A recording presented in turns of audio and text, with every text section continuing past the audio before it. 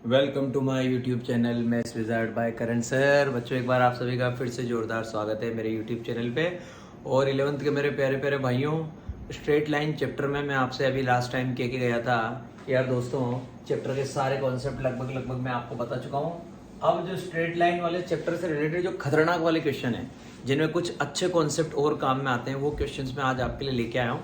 आपकी miscellaneous exercise जो सरकारी किताब में आपको मिसलेनियस एक्सरसाइज दे रखी है, उसमें आपको इस तरीके के क्वेश्चंस देखने को मिलेंगे। आपके मिसलेनियस में आपको हमेशा 1 नंबर क्वेश्चन देखने को मिलेंगे बच्चों। तो पहला तो मैं ये क्वेश्चन लेके आया हूँ, इफ द लाइंस, ये पहली लाइन की इक्वेशन, ये सेकंड लाइन की इक्वेशन और ये थर्ड लाइन की इक्वेशन आर कौन करंट, ये सबसे इंपॉर्टेंट वर्ड है यहाँ पे, आर कौन current, find the value of के। अब आप कहेंगे सर कौन करंट का मतलब क्या होता है, हमें तो यही नहीं पता। तो बेटा, बहुत सारे बच्चे चैप्टर पढ़ लेते हैं लेकिन उन्हें कई सारे क्वेश्चंस आते ही नहीं, क्योंकि उन्होंने पूरे कॉन्सेप्ट पढ़े हुए नहीं होते हैं। कौन करंट मैं आज आपको सिखाने वाला हूँ। कौन करंट लाइंस क्या होती है, सबसे पहले मैं आपको ये बताऊंगा कि what do you understand by कौन current lines. 3 or more lines are said to be concurrent. 3 or more lines are said to be concurrent if their point of intersection is same. जैसे ये पहली लाइन है, ये दूसरी line है, इन दोनों ने एक दूसरे को इंटरसेक्ट किया बच्चों, कहाँ पे, यहाँ पे। जैसे पहली लाइन है, इसका नाम है AB, और मेरे दोस्तों ये सेकंड लाइन है जिसका नाम है CD। इन दोनों ने एक दूसरे को कहाँ पे इंटरसेक्ट किया, यहाँ पे इंटरसेक्ट किया। इस पॉइंट का नाम देते हैं अपने O इनका पॉइंट ऑफ इंटरसेक्शन है। तो अगर तीसरी लाइन भी इसी पॉइंट से चली जाए, तीसरी लाइन जैसे फॉर एग्जांपल मैंने ये एक और लाइन बना दी बच्चों, ये लाइन भी अगर इसी पॉइंट से चली जाए, इस लाइन का मैंने नाम दे दिया यहाँ पे EF, अगर तीसरी लाइन भी इसी पॉइंट O से पास हो जाए तो मैं बोलूंगा यहाँ पे मेरे भाइयों क्या, कि ये तीनों लाइंस क्या है, कौन करंट लाइंस। तो पहले तो आपको ये बात याद रखनी, भेजे में ये कॉन्सेप्ट सेट करके रखना है। अगर ये कॉन्सेप्ट पता होगा तो आप ये क्वेश्चन कर पाएंगे, वरना बेटा यहीं पे अपना तो फ्लॉप शो हो जाएगा। तो सबसे पहले तो अपने को ये कॉन्सेप्ट याद रखना पड़ेगा क्या भाइयों, कि कौन करंट लाइंस क्या होती है। ऐसी लाइंस जिनका पॉइंट ऑफ इंटरसेक्शन सेम हो। इसी लॉजिक को काम में लेते हुए मैं ये क्वेश्चन करने वाला हूं, देखिएगा। मुझे कहा गया है ये तीनों लाइंस कौन करंट है, ठीक है। अगर ये तीनों लाइन कौन करंट है बेटा, तो क्यों ना मैं कोई सी भी 2 लाइंस के पॉइंट ऑफ इंटरसेक्शन निकाल लूं, इसका निकाल लूं और इसका निकाल लूं। क्यों? क्योंकि इन दोनों लाइंस में मुझे इक्वेशन एकदम स्टैंडर्ड फॉर्म में शानदार पता है। यहाँ तो के है, तो के तो अननोन है, तो मैंने फर्स्ट वाली और थर्ड वाली, इन दोनों इक्वेशन को, फर्स्ट और थर्ड को सोल्व करना स्टार्ट किया। Solving equation 1 and 3। अब बहुत सारे बच्चे सोच रहे हैं सर इक्वेशन को सोल्व करना, अरे भैया 10th क्लास में सीख के आए हैं। ये रही पहली equation, 2x + y - 3 equal, pair of linear equation वाला चैप्टर पढ़ के आए हैं। याद करो कैसे करते थे, 3x - y - 2 इक्वल टू 0। बहुत आसान इक्वेशन दी है, ये फर्स्ट इक्वेशन, ये थर्ड। क्या करेंगे बेटा, ऊपर +y नीचे -y, हमें पता है दोनों तो सेम मिल रहे हैं, कोई दिक्कत ही नहीं, दोनों इक्वेशन को प्लस कर दो। जैसे दोनों इक्वेशन को प्लस करेंगे, y से y जिंदगी खराब, 2x + 3x 5x -3 - 2 -5 5x - 5 equal to 0। Minus का 5 बच्चे उधर जाएगा, प्लस का 5 हो जाएगा, 5x = 5, x की वैल्यू 1। ये लो कहानी खत्म। x की वैल्यू 1 आ गई, किसी भी इक्वेशन में जाके पुट कर दीजिए, y मिल जाएगा। कहाँ पे रख देते हैं, यहाँ पे रख देते हैं। हमें पता है 2 × x, x की वैल्यू कितनी है बच्चों, 1, 2 × 1 प्लस y, ये आ गया प्लस y, -3 इक्वल टू 0। 2 × 1 कितना होता है बच्चों, 2, 2 + y -3 इक्वल टू 0। ये प्लस का 2 है, माइनस का 3, तो माइनस का 1 बचेगा, तो हम बोलेंगे y - 1 इक्वल टू 0। माइनस का 1 उधर जाएगा बच्चों, प्लस का 1, y की वैल्यू 1। कमाल हो गया, x की वैल्यू भी 1 है और y की वैल्यू भी 1 है। तो मेरा पॉइंट ऑफ इंटरसेक्शन आ चुका है बच्चों 1, 1। तो पहले तो सबसे पहले मेरे को ये चीज पता लग गई कि जो मेरा पॉइंट ऑफ इंटरसेक्शन है वो आ चुका है 1, 1। मैं बोलूँ कि मेरा पॉइंट ऑफ इंटरसेक्शन जो है वो O है, तो मेरा पॉइंट ऑफ इंटरसेक्शन इस शॉर्ट में लिख दिया, वो O है, वो आ चुका है 1, 1। अब मैं जानता हूं ये पॉइंट ऑफ इंटरसेक्शन जो है ना, इससे ये लाइन पास होगी। हमें पता है ये जो लाइन है, ये लाइन इसी से पास होगी। क्यों? क्योंकि ये तीनों कौन करंट लाइंस है, और कौन करंट लाइंस की खासियत होती है कि उनका पॉइंट ऑफ इंटरसेक्शन सेम होता है। तो इसका मतलब ये पॉइंट इसको क्या करेगा, सेटिस्फाई करेगा। तो बच्चों हम इस पॉइंट को इसमें जाके पुट कर देंगे, ये इसलिए मैंने कहा था कि बहुत प्यारे प्यारे क्वेश्चन है। हम इस पे जाके पुट कर देंगे, रखा 5 x की जगह 1 रखा, प्लस के y की जगह 1 रखा, -3 = 0। 5 × 1 5, k को 1 से करेंगे बच्चों k आएगा, ये माइनस का 3 = 0, 5 पे से 3 जाएगा 2 बचेगा, हम लिखेंगे प्लस का 2, k + 2 = 0, उधर ट्रांसपोज करेंगे माइनस का हो जाएगा, k की वैल्यू -2, कहानी खत्म बच्चों क्वेश्चन की। तो k की वैल्यू आ चुकी है मेरे पास कितनी मेरे भाइयों, -2। अब ऐसे ही एक क्वेश्चन और बहुत शानदार है यार मेरे पास इसी सीक्वेंस में, मतलब आज आपके लिए मैं क्वेश्चन बहुत प्यारे प्यारे लेके आऊंगा, एकदम डिफरेंट, जो हमने इस चैप्टर में पहले उस तरह से नहीं किए। और क्यों नहीं किए, क्योंकि मैं आपको एक पूरा कलेक्शन देना चाहता था अच्छे क्वेश्चंस का। पहले मैंने आपको चैप्टर से रिलेटेड जितने भी कॉन्सेप्चुअल सवाल है सारे बता दिए, स्लोप वाले क्वेश्चन, लाइन का जनरल फॉर्म का दूसरी फॉर्म में कन्वर्जन, दूसरी फॉर्म का स्लोप वगैरह, जो सारी चीजें आप समझ रहे हैं। अब जो नेक्स्ट क्वेश्चन है ये देखिएगा, बड़ा प्यारा क्वेश्चन है, मतलब मैं जो भी क्वेश्चन आज लेके आया हूं ना उनमें बहुत अच्छे अच्छे कॉन्सेप्ट काम में आएंगे, और ये आप लोगों के लिए सबसे इंपॉर्टेंट क्वेश्चन है। Find the distance of the line, next question है वो है फाइंड द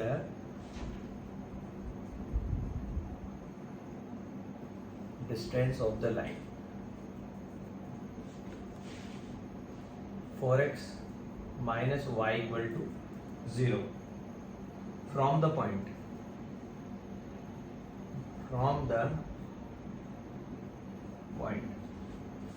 P, एक पॉइंट है P जिसके कोऑर्डिनेट है 4,1। Find the distance of the line. अभी बहुत सारे बच्चे क्वेश्चन को देख के समझ रहे होंगे कि अच्छा ये वो परपेंडिकुलर वाला कॉन्सेप्ट है, ये वो कॉन्सेप्ट नहीं है। पहले क्वेश्चन पूरा ढंग से रीड करना। Find the distance of the line 4x - y = 0 from the point P 4,1 measured. Question में थोड़ा ट्विस्ट है, measured along the line making an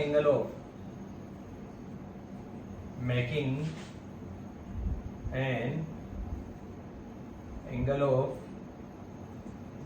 135 degree with the positive direction of x-axis, with the positive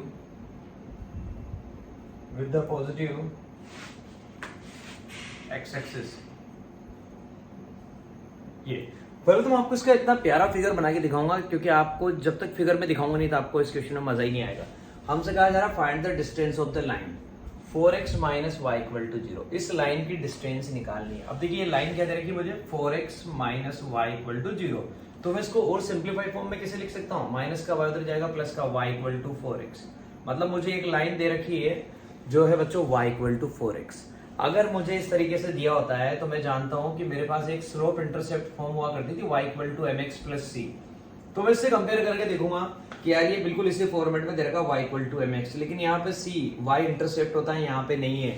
तो अगर कभी बेटा आपको c की value नहीं पता, जैसे डायरेक्ट क्या देते हैं y = 4x या 5x या 3x, यहाँ पे मैं कुछ कांस्टेंट ना दूं, जैसे मैं कुछ ना दूं +2 -2 कुछ भी, इसका मतलब क्या है, इसका मतलब ये है कि ये लाइन y पे कोई भी इंटरसेप्ट कट नहीं कर रही है, मतलब ये ओरिजिन से जा रही है। कहाँ से जा रही है, ओरिजिन से। ये तो कहानी फिक्स हो गई। पहले हमेशा मेरा ये एक डायलॉग याद रखना, जब भी आपको लाइन की इक्वेशन इस फॉर्मेट में दे रखी y = mx, ये सबसे इंपॉर्टेंट कॉन्सेप्ट है। If you are having equation of line in this form y = mx, जैसे y उधर भेज दिया तो y = 4x बन गया। इट मीन्स आपकी लाइन हमेशा कहां से पास होगी, ओरिजिन से पास होगी। ये कॉन्सेप्ट फिक्स हो गया, क्योंकि यहाँ पे y इंटरसेप्ट 0 हो जाता है। तो पहले तो ये कॉन्सेप्ट याद रखना है कि y = mx, अगर मुझे लाइन की इक्वेशन दे रखी है तो मेरी लाइन हमेशा कहां से जाएगी, ओरिजिन से जाएगी। ये तो कहानी फिक्स हो गई, ठीक है। तो y = 4x में अगर मैं बात करता हूं, तो जैसे मैं यहाँ पे x की वैल्यू 1 रखूंगा, y की वैल्यू कितनी आ जाएगी बेटा, 4 आ जाएगी। कब, जब मैंने x की वैल्यू 1 रखी। तो मैं इस लाइन का ग्राफ इजीली बना सकता हूँ।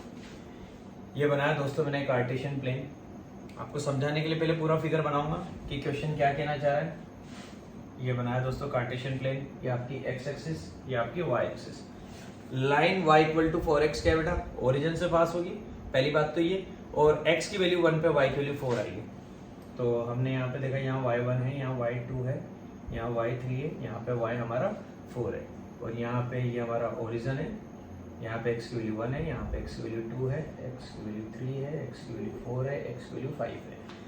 तो अगर मैं यहाँ पे क्या करता हूँ दोस्तों, अगर मैं यहाँ पे x की जगह 1 रखता हूँ, भाई ओरिजिन से तो पास होना ही है, x की जगह 1 रखूंगा तो y की वैल्यू कितनी आएगी बेटा 4 आएगी। तो ये पॉइंट है, तो इसका मतलब मेरी लाइन किस तरह से जाएगी, मेरी लाइन ऐसे जाएगी, यूं बनेगी और यहाँ से ये ऐसे पीछे एज इट इज चली जाएगी। ये हो गई मेरी लाइन की कहानी। तो ये मेरी एक स्ट्रेट लाइन बन चुकी है जो किसको, इस वाली इक्वेशन को रिप्रेजेंट कर रही है y इक्वल टू 4x। ये मेरी y इक्वल टू 4x की कहानी सेट हो चुकी है। पहली बात तो ये। अब कहा जा रहा है इस लाइन की डिस्टेंस निकालनी है, कहां से, उस पॉइंट से, कौन सा पॉइंट 4,1, लेकिन वो पॉइंट कहां पे, measured along the line making an angle of 135 degree with the positive x axis. वो जो पॉइंट है वो उस लाइन पे लाई कर रहा है जो लाइन एक्स एक्सिस की पॉजिटिव डायरेक्शन से 135 डिग्री का एंगल बना रही है। अब 135 डिग्री का एंगल बना रही कहां से, एक्स एक्सिस की पॉजिटिव डायरेक्शन से। तो बेटा 135 डिग्री का एंगल बना रही है एक्स एक्सिस की पॉजिटिव डायरेक्शन से, तो लाइन यूं आएगी, क्योंकि अगर लाइन यूं आ जाएगी तो एंगल कैसा आएगा, अक्यूट, और एंगल कैसा आ रहा है यहाँ पे, ऑब्ट्यूस। इसका मतलब लाइन कैसे जा रही है, यूं जा रही है। तो दोस्तों लाइन इस तरह से ऐसे जा रही है, ये आप देखिएगा, ये आपकी y एक्सिस थी, तो लाइन जा रही जो आपकी इस तरह से जा रही है ऐसे। ये एक रफ फिगर बनाया मैंने आपके लिए, इस तरह से आपकी लाइन जा रही है। ये तो पहली लाइन आ गई थी जो कौन सी थी, y इक्वल टू 4x। अब ये वो वाली लाइन है जो x एक्सिस की पॉजिटिव डायरेक्शन से 135 डिग्री का एंगल बना रही है। ये हो गई हमारी कहानी, ये फिगर इस तरह से बना। तो ये तो कौन सी लाइन है, ये वाली। ये कौन सी लाइन है, ये वाली लाइन है जो x एक्सिस की पॉजिटिव डायरेक्शन से, देखो मैंने बनाया, क्योंकि अगर मैं इसको यूं नहीं बनाऊंगा ना तो एंगल ऑब्ट्यूस नहीं बनेगा, और यूं बना देता तो एंगल एक्यूट बनता। तो दिमाग से काम करना पड़ेगा। ये मैंने इस तरह से स्ट्रेट लाइन बनाई, इसने एक्स एक्सिस की पॉजिटिव डायरेक्शन से 135 डिग्री का एंगल बनाया।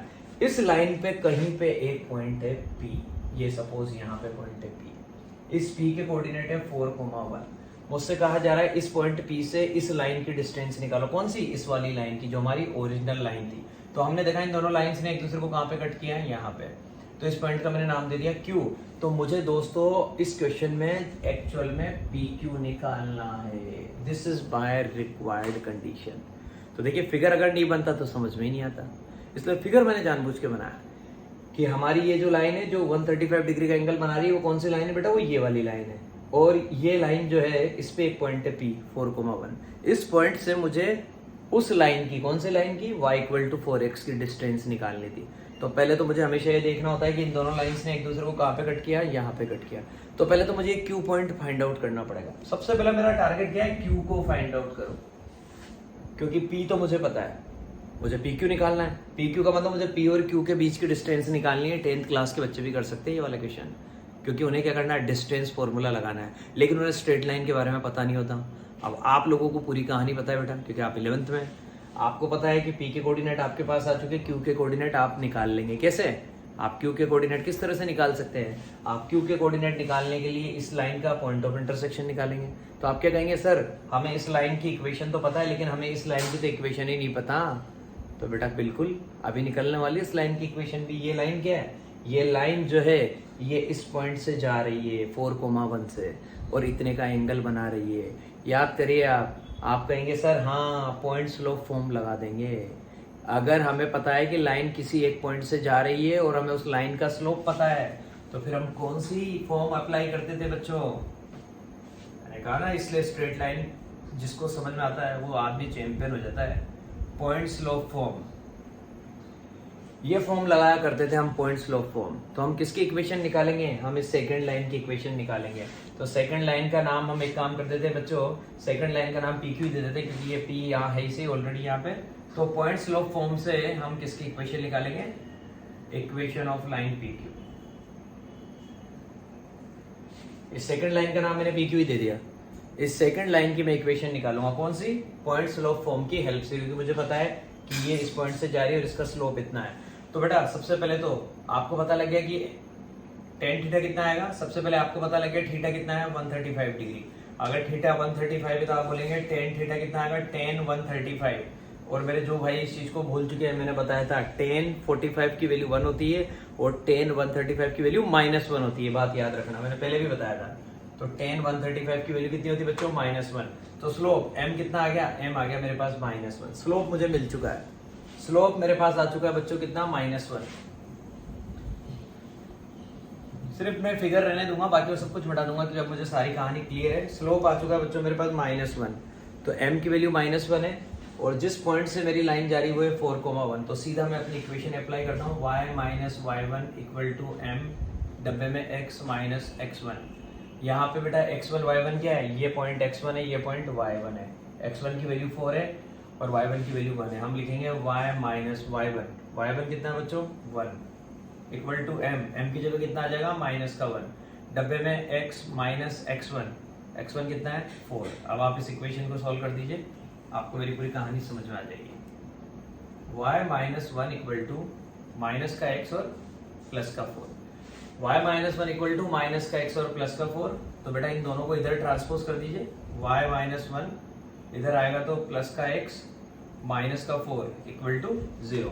अब इसको स्टैंडर्ड फॉर्म में लिख देते हैं, पहले x को लिख देते हैं, फिर y को लिख देते हैं, x plus y, minus minus मिलके प्लस हो जाएंगे, x plus y minus 5 equal to 0। ये मेरी PQ लाइन की इक्वेशन आ चुकी है, मतलब ये उस लाइन की इक्वेशन आ चुकी है जो इस पॉइंट P से पास हो रही है और x एक्सिस की पॉजिटिव डायरेक्शन से 135 डिग्री का एंगल बना रही है। लाइन की इक्वेशन पता लगते ही जिंदगी में मजा आ गया। लाइन की इक्वेशन आ गई, x plus y minus 5 equal to 0।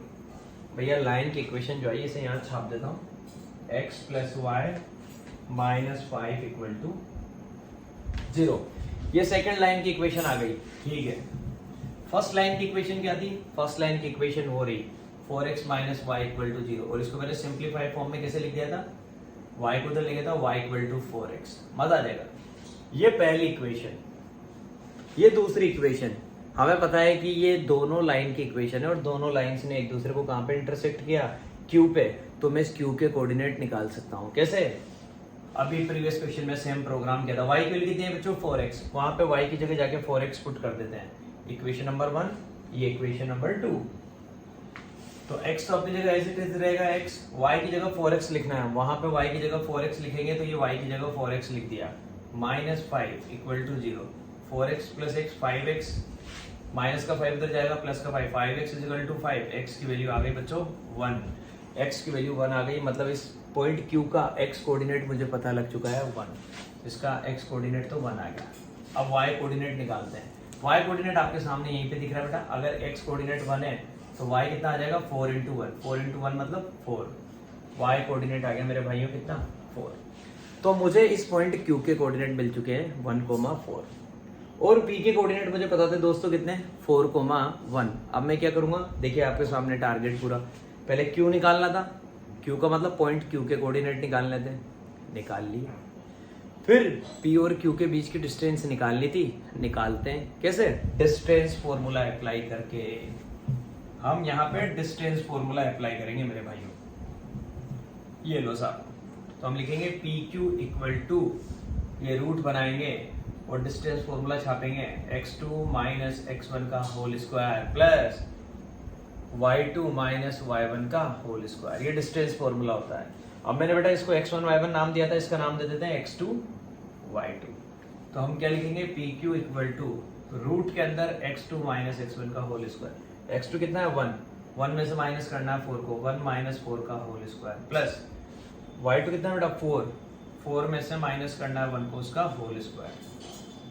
PQ equal to root के अंदर 1 माइनस 4, 1 में से 4 जाएगा दोस्तों, 3 बचेगा, 3 का स्क्वायर करेंगे 9 आ जाएगा, ये आ गया 9 प्लस 4 में से अगेन 1 जाएगा, 3 बचेगा, 3 का स्क्वायर करेंगे वापस कितना आ जाएगा 9। तो मुझे पता लग गया PQ आ जाएगा रूट के अंदर 9 प्लस 9 मतलब रूट 18। और रूट 18 को आप शॉर्ट में क्या लिख देंगे कि सर हम इसको ऐसा कर देते हैं ना, 9 इंटू 2 ही लिख देते हैं। और अगर हम 9 इंटू 2 लिखेंगे तो 9 अगर रूट के बाहर आएगा तो 3 बन जाएगा और 2 रूट में रह जाएगा, 3 रूट 2 यूनिट्स। ये होगा बच्चों मेरा आंसर, 3 रूट 2 यूनिट्स। ये कहानी क्लियर होगी, उम्मीद करता हूँ सारे बच्चों को समझ में आएगा। और क्वेश्चंस जो मेरे पढ़ने वाले प्यारे प्यारे जो बच्चे हैं भाई, जो मेरे दूसरे अलग कैटेगरी के खतरनाक वाले बच्चे हैं ना, उन्हें तो मैं ऐसे भी पसंद आता हूँ।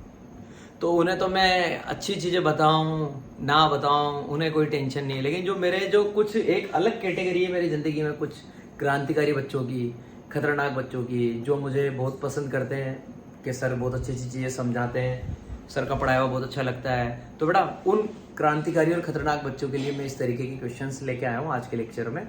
तो ये क्वेश्चन भी कंप्लीट हुआ। अब अपन बेटा चलेंगे एक नए क्वेश्चन की तरफ, वो आपको बहुत पसंद आएगा।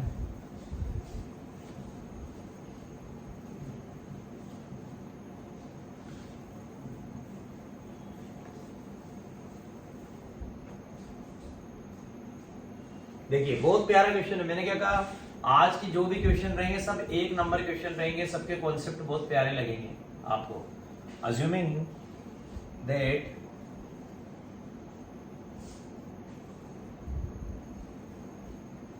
straight line works as the plane mirror.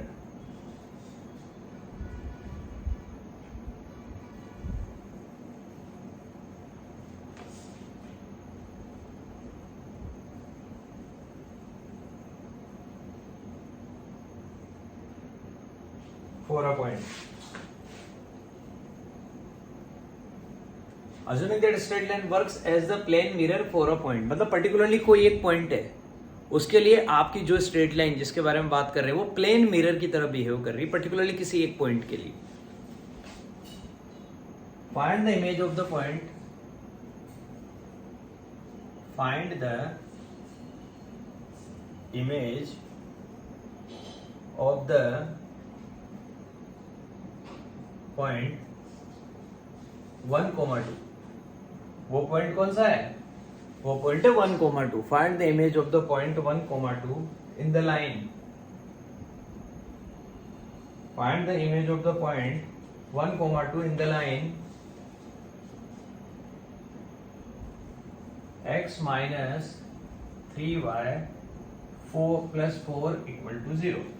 ये लो भैया, हमसे कहा गया कि assuming that straight line works as the plane mirror। ये पहले सबसे शानदार बात आई, सर्कल कर दिया मैंने इसको। स्ट्रेट लाइन किसके तरह वर्क कर रही है? प्लेन मिरर की तरह वर्क कर रही है। फॉर अ पॉइंट, जिस पॉइंट के लिए वर्क कर रही है वो पॉइंट है 1,2। तो हमें बताना है कि इस पॉइंट की इमेज क्या आएगी, कहाँ पे? इस स्ट्रेट लाइन में। तो बड़ा सीधी सीधी सी बात है, ये जो स्ट्रेट लाइन है ये इस पॉइंट के लिए एक प्लेन मिरर की तरह वर्क कर रही है। तो देखिएगा फिगर थोड़ा कुछ इस तरह से होगा, क्योंकि जैसे मैं फिगर बनाऊंगा उसके बाद आपको मेरी पूरी बात समझ में आएगी। ये देखिए मेरी एक स्ट्रेट लाइन बनाई मैंने। स्ट्रेट लाइन क्या बच्चों? x minus 3y plus 4 equal to 0। तो बच्चों जब मैं इस लाइन का ग्राफ बनाऊंगा तो आप जानते हैं इस वाली इक्वेशन का ग्राफ बनाऊंगा, I mean to say that, तो कोई ना कोई स्ट्रेट लाइन बन के मेरे पास आएगी। तो मैंने आपसे बोला भाइयों वो स्ट्रेट लाइन कुछ इस तरह से बन गई। एक रफ फिगर बना दिया मैंने आपके लिए, जब आप देखेंगे तो आएगी भी थोड़ा इस तरह से। तो x minus 3y plus 4 equal to 0, ये एक linear equation in two variable है जो किसको रिप्रेजेंट करेगा? स्ट्रेट लाइन को। मतलब ये इस वाली स्ट्रेट लाइन की इक्वेशन है। कहने का मतलब सीधी सीधी सी बात बस इतनी सी है कि हमने ये क्या बना दिया, x minus 3y plus 4 equal to 0, उसको हमने ये रिप्रेजेंट करके बता दिया। अब ये जो लाइन है ना, ये जो लाइन है, ये तो हो गया आपका ओरिजिन। ये लाइन क्या कर रही है मेरे दोस्तों? इस पॉइंट 1,2 के लिए। अब 1,2 कहाँ पे आएगा? अगर आप यहाँ पे x पे 1 लेते हैं और मैं बोल रहा हूँ कि यहाँ पे y पे 1 और यहाँ पे 2 है। सपोज यहाँ पे कहीं पे एक पॉइंट है बच्चों, मैंने इस जगह डायग्राम थोड़ा अच्छा बने, थोड़ा सुंदर बने, इसलिए मैंने ये काम कर दिया।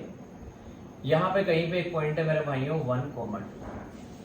यहाँ पे कहीं पे एक पॉइंट है 1,2, फर्स्ट क्वाड्रेंट में आएगा, इसलिए मैंने ऐसे ही बनाया। मुझसे कहा जा रहा है कि इस पॉइंट की इमेज निकालो, किसके रेस्पेक्ट में? इस लाइन के रेस्पेक्ट में। और ये लाइन क्या कर रही है? इसके लिए प्लेन मिरर की तरह वर्क कर रही है। तो बेटा जिस बच्चों को प्लेन मिरर का कॉन्सेप्ट नहीं पता उन्हें मैं सिखाता हूँ। बेटा प्लेन मिरर का कॉन्सेप्ट ये होता है कि जितनी डिस्टेंस पे ऑब्जेक्ट होता है उतनी ही डिस्टेंस पे उसकी इमेज बनती है, परपेंडिकुलर, बिल्कुल एकदम। जैसे एक एग्जांपल देखिएगा, जैसे फॉर एग्जांपल ये आपका प्लेन मिरर है, मैं आपसे बोल रहा हूँ, जस्ट लुक एट हियर, एक नॉर्मल बात कर लेते हैं। ये यहाँ पे एक ऑब्जेक्ट रखा हुआ है, ये आपका प्लेन मिरर है। मैं बोल रहा हूँ कि ये वाली डिस्टेंस है 2 सेंटीमीटर। तो आपकी इस ऑब्जेक्ट की जो इमेज बनेगी वो भी 2 सेंटीमीटर की डिस्टेंस पे बनेगी, इस तरह से बनती है बिल्कुल। इसका मतलब ये क्या होता है? ये मिड पॉइंट होता है और ये एंगल जो है हमेशा 90 डिग्री आएगा। इसका मतलब इस पॉइंट का जो भी आप नाम देंगे, जैसा मैंने नाम दे दिया O, तो ये O जो है ना, जिसे आपका ऑब्जेक्ट रखा हुआ है P पोजीशन पे, इमेज बन रही है बच्चों कहाँ पे? Q पे। तो O क्या है? इस PQ का परपेंडिकुलर बाइसेक्टर होता है। ये लॉजिक मैं यहाँ पे काम में लूंगा।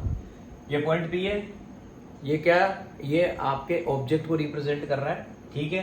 तो आपका ऑब्जेक्ट क्या है बेटा, एक पॉइंट है P1,2। इस ऑब्जेक्ट P की यहाँ पे क्या बन रही है बेटा, इमेज बन रही है। उस इमेज को मैंने रिप्रेजेंट किया किसी एक पॉइंट Q से, और उसके कोऑर्डिनेट मुझे निकालने हैं, मुझे नहीं पता। मैंने बोला सपोज उसके कोऑर्डिनेट है x1 y1, क्योंकि x और y में नहीं मान सकता, क्योंकि x और y में मेरी इक्वेशन है। तो मैं जैसे इन दोनों पॉइंट्स को ज्वाइन करूंगा, तो ज्वाइन करने पे ये यहाँ पे कट करेगा। इसका नाम दे दिया बच्चों मैंने O, और ये एंगल कितना आएगा, 90 डिग्री। तो मैं आपको ये कहानी समझाने वाला हूँ कि O जो है ना, वो इस PQ का क्या होता है बच्चों, परपेंडिकुलर बाइसेक्टर होता है। इस कॉन्सेप्ट को अप्लाई करते हुए मैं ये क्वेश्चन करूंगा।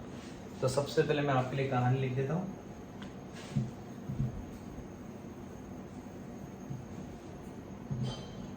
कि भैया ये जो PQ है ये परपेंडिकुलर बाइसेक्टर है।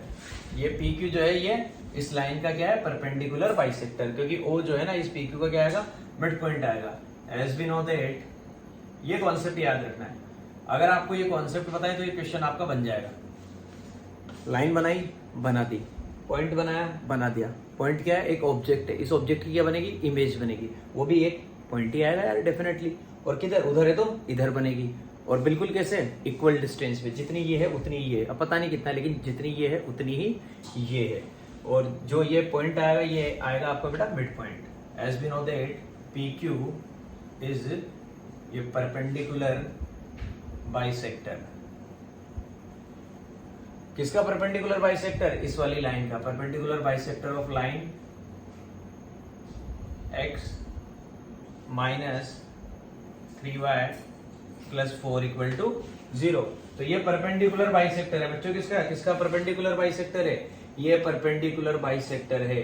ये पॉइंट, ये PQ जो है ये परपेंडिकुलर बाइसेक्टर है दोस्तों, किसका, x minus 3y plus y equal to 0 का। तो अब हम एक काम करते हैं क्या, कि हम इस लाइन का स्लोप निकाल लेते हैं, क्योंकि हमें इस क्वेश्चन में क्या करना है, हमें बताना है find the image of the point. मतलब हमें Q के कोऑर्डिनेट निकालने हैं भाई, अपना टारगेट मत भूलना। हमें इस पॉइंट Q के कोऑर्डिनेट निकालने हैं। तो Q के कोऑर्डिनेट निकालने के लिए मुझे क्या काम करना पड़ेगा, मैं आपको अभी से बता देता हूँ। Q के कोऑर्डिनेट निकालने के लिए सबसे पहले बेटा मैं क्या करूंगा, मैं ये जो लाइन है ना, ये लाइन PQ, इस लाइन PQ की इक्वेशन निकालने की कोशिश करूंगा। क्योंकि देखिएगा, मुझे ये तो पता लग गया कि ये इस पॉइंट से पास हो रही है। अगर मुझे इस लाइन का स्लोप पता लग जाए तो मजा आ जाए। तो इस लाइन का स्लोप कैसे निकालूंगा, पहले इस वाली लाइन का स्लोप निकालूंगा, x minus 3y plus 4 equal to 0। और जैसे इसका स्लोप पता लग जाएगा उसका रेसिप्रोकल करके साइन चेंज कर दूंगा। क्यों, क्योंकि PQ क्या है, इसके परपेंडिकुलर है। तो इस लाइन का स्लोप क्या आएगा बेटा, इस लाइन का स्लोप आप देखिएगा। पहले तो इसको y equal to mx plus c के फॉर्म में लिख देता हूँ। तो ये लिखा मैंने, 3y को उधर भेज देता हूँ, 3y उधर चला जाएगा, x और 4 यहीं पे रहेंगे, 3y equal to x plus 4। ठीक है, इसको मैंने उधर ट्रांसपोज कर दिया। y के साथ 3 मल्टीप्लाई में डिवाइड में चला जाएगा, तो y इक्वल टू x के अपॉन में जाएगा, तो x upon 3 plus 4 upon 3। x upon 3 जो है बेटा, आप इसको कैसे लिख सकते हैं, इसको लिख सकते हैं y equal to 1 upon 3 x plus 4 upon 3। x का कोफिशिएंट कौन है बच्चों, यहाँ पे x का कोफिशिएंट है 1 अपॉन 3। जो x का कोफिशिएंट होता है वही आपका क्या होता है भाइयों, स्लोप होता है। तो हमें पता लग गया कि इस लाइन का जो स्लोप है, इस लाइन का स्लोप आ गया, इस लाइन के स्लोप को बोल देते हैं m1। वो आगे बच्चों कितना, 1 अपॉन 3। इस लाइन का स्लोप आ गया बेटा 1 अपॉन 3। तो मैं इस लाइन के परपेंडिकुलर कौन है, इस लाइन के परपेंडिकुलर है PQ, जिसके बारे में हम बात कर रहे हैं, उसका स्लोप निकाल सकते हैं। कैसे, इसका रेसिप्रोकल करके साइन चेंज कर देंगे। ये हो गई हमारी कहानी, ये लो साहब। तो हम किसका स्लोप निकाल सकते हैं, हम निकाल देंगे स्लोप ऑफ PQ। हम कहेंगे सर PQ का स्लोप निकाल दीजिए। और कैसे निकाल दीजिए, PQ का स्लोप निकालने के लिए हमारी कहानी आ जाएगी, सर आपने जो m1 निकाला, PQ के स्लोप को सपोज हमने m2 बोला, तो m2 क्या आएगा बेटा, इसका रेसिप्रोकल कर दो 3 और फिर साइन चेंज कर दो। तो हमें इस लाइन PQ का स्लोप पता लग गया। तो लाइन PQ का स्लोप कितना आ गया बच्चों, लाइन PQ का स्लोप आ गया हमारे पास कितना, लाइन PQ का स्लोप आ चुका है बच्चों कितना, -3। अब एक बहुत शॉर्ट एंड स्वीट प्रोग्राम करने वाला हूँ। पहले मैं इसका स्लोप यहाँ लिख देता हूँ, क्योंकि मैं इसकी अप्रोच ही चेंज कर दूंगा, मैं इसको अलग तरीके से बताऊंगा आपको।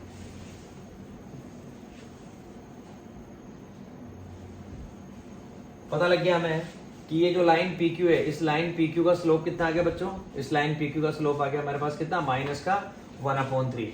ये इस लाइन PQ का स्लोप आ चुका है। ठीक है, इसके बाद देखिएगा बेटा, आगे की कहानी ये है, हमें पता लग गया कि ये जो लाइन पी क्यू है इसका स्लोप कितना आ गया -3। तो इस लाइन पी क्यू का अगर मुझे स्लोप पता लग चुका तो मैं इसकी इक्वेशन निकाल सकता हूँ, equation of line P Q.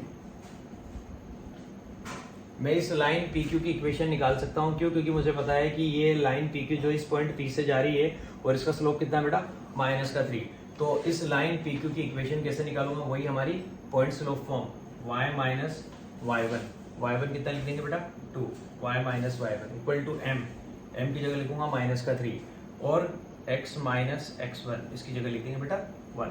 तो यहाँ पे आंसर आ जाएगा y minus 2 equal to -3x और ये +3, y minus 2 equal to -3x + 3।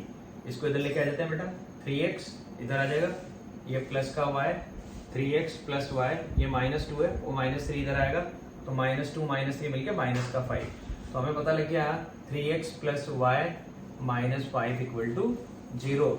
3x + y -5 equal to 0, ये इस वाली लाइन की इक्वेशन आ चुकी है, ये PQ लाइन की इक्वेशन आ चुकी है। PQ लाइन की इक्वेशन बेटा मुझे पता लग गई कितनी, 3x + y -5 इक्वल टू 0।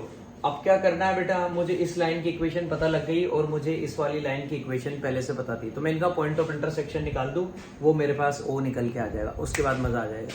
तो मुझे O निकालना है, तो ये इक्वेशन देखिएगा, यहाँ लिख देता हूँ 3x + y -5 इक्वल टू 0।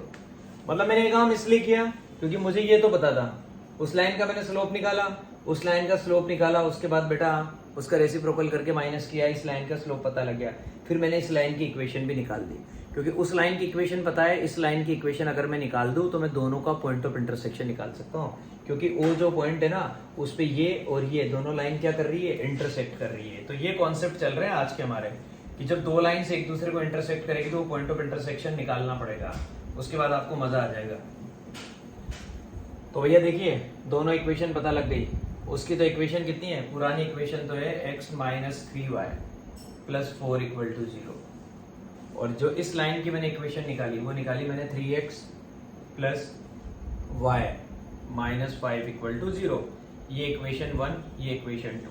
अब इसमें कहानी ये होगी बेटा, देखिए यहाँ पे आपने देखा कि यार यहाँ पे x का कोफिशिएंट 1 है, यहाँ पे 3 है, यहाँ पे y का 1 है, y का 3 है, तो दोनों इक्वेशन में x और y के कोफिशिएंट अलग अलग है, तो किसी एक के तो सेम करने पड़ेंगे ना यार। तो मैंने क्या किया भाई, मैंने इक्वेशन नंबर 2 को 3 से मल्टीप्लाई कर दिया, तो 1 तो एज इट इज रही, तो 1 तो यही है, x - 3y + 4 इक्वल टू, ये तो 1 तो अपनी जगह एज इट इज है, ये 1 तो अपनी जगह एज इट इज है। सेकंड में क्या होगा, 3 से मल्टीप्लाई हो जाएगी 9x, और 3 को y से करेंगे 3y, और -5 3 15 इक्वल टू 0।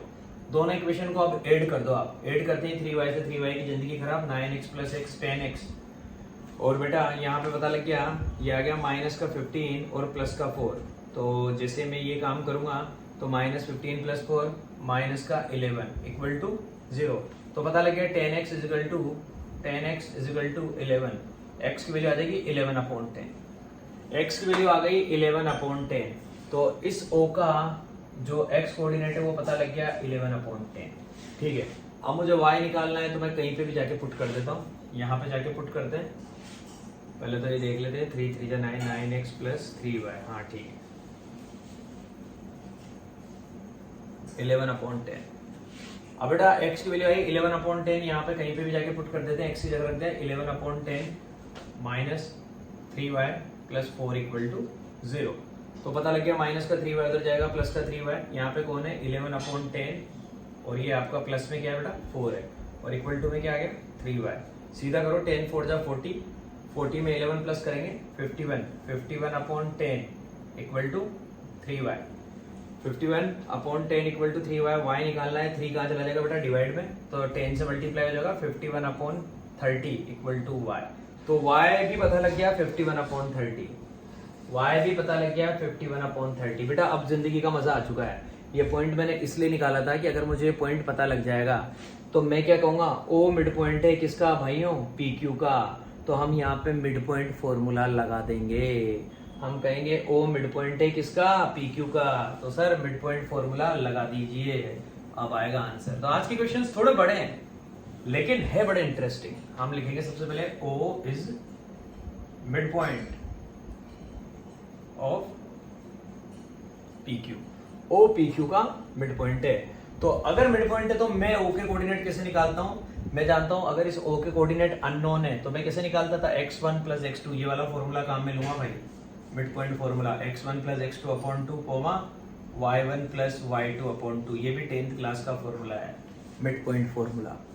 तो मुझे तो इसके कोऑर्डिनेट पता है, तो मैं क्या करूंगा कि भैया मेरा x कोऑर्डिनेट क्या है 11 अपॉन 10, ये आएगा, ये किसके इक्वल आएगा? इसके equal, x1 plus x2 upon 2 के। x1 कितना है यहाँ पे 1, x2 कितना है ये, तो मैं लिखेंगे 1 प्लस x1 अपॉन 2, ये x1 ये x2, 1 प्लस x1 अपॉन 2 और इक्वल टू में क्या आएगा 11 अपॉन 10। मैं क्या कहूंगा 2 से 10 को कट कर दो 5 बार, 5 से उधर मल्टीप्लाई कर दो तो 11 इक्वल टू 5 प्लस 5x1। आप कहेंगे सर यहाँ 5 प्लस का तो जाएगा माइनस का, तो आप कहेंगे सर 11 में तो 5 जाएगा 6 बचेगा, इधर आएगा आपका 5x1, x1 निकालना है 6 के अपोन में चला जाएगा, x1 इक्वल टू 6 अपॉन 5। मतलब मुझे x1 पता लग गया कितना 6 अपॉन 5। तो x1 की तो कहानी आ गई 6 अपॉन 5। अब क्या निकालना दोस्तों? अब मुझे निकालना है y1। तो x1 तो आ चुका है कितना, यहाँ लिख देता हूँ 6 अपॉन 5। अब मुझे क्या निकालना है भाई? अब मुझे मेरा y1 निकालना है। तो फॉर्मूला कौन सा? ये वाला। तो कैसे लिखूंगा y1 2 प्लस मेरा y1 अपॉन 2 इक्वल टू में कितना आ जाएगा 51 अपॉन 30, 51 अपॉन 30। 2 से 30 कट जाएगा कितने बार बेटा? 15 बार, 15 बार। 15 को इधर मल्टीप्लाई करेंगे 30, 15 को y से करेंगे 15 y1 इक्वल टू 51, 30 उधर जाएगा माइनस में, हम लिखेंगे 15 y1 इक्वल टू 51 माइनस 30, कितना बचेगा 21। तो मुझे यहाँ से y1 की वैल्यू मिलने वाली है, y1 कितना आ जाएगा 21 अपॉन 15, 21 अपॉन 15, दोनों 3 से कट हो रहे हैं, ये 7 बार और ये 5 बार। तो मुझे y1 कितना आ गया बच्चों 7 अपॉन 5। तो y1 आ चुका है मेरे पास 7 अपॉन 5। तो देखिएगा कहानी क्लियर हो गई पूरी एकदम बिल्कुल। यहाँ पे नीट एंड क्लीन लिख देता हूँ आपके लिए। x1 तो आ गया बेटा, x1 तो कितना आ गया 6 अपॉन 5 और y1 आ गया 7 अपॉन 5। कहानी खत्म। इसका मतलब ये जो पॉइंट Q था, पॉइंट Q का मतलब ये हमारा जो ये पॉइंट P है उसकी जो इमेज है, हमारा ये जो पॉइंट P है उसकी इमेज किसके रेस्पेक्ट में? इस लाइन के रेस्पेक्ट में। वो क्या थी बेटा? Point Q। तो पॉइंट Q के कोऑर्डिनेट आ चुके हैं 6/5, 7/5। That is my answer. उम्मीद करता हूँ सबको मेरी बात बहुत अच्छे से समझ में आई होगी। ठीक है दोस्तों, अब आपके लिए इसी सीक्वेंस में एक नंबर क्वेश्चन लेके आ रहा हूँ, शानदार, बहुत ही बढ़िया वाला।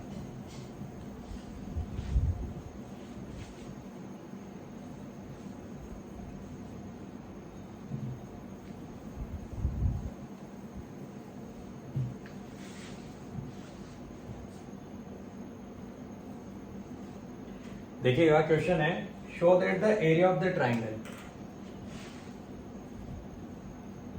शो दैट द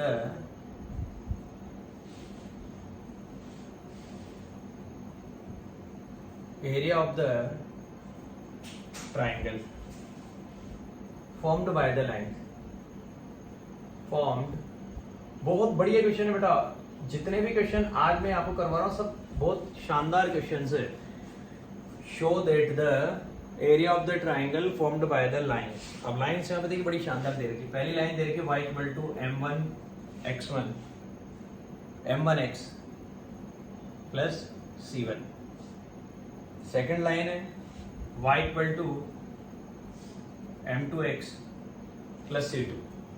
पहली लाइन है m1x plus c1, second line है m2x प्लस c2 और थर्ड लाइन है बेटा x equal to 0। x equal to 0 का मतलब आप जानते हैं कुछ भी नहीं, y एक्सिस ही होती है। तो थर्ड लाइन क्या है हमारी? x इक्वल टू 0 मतलब y एक्सिस।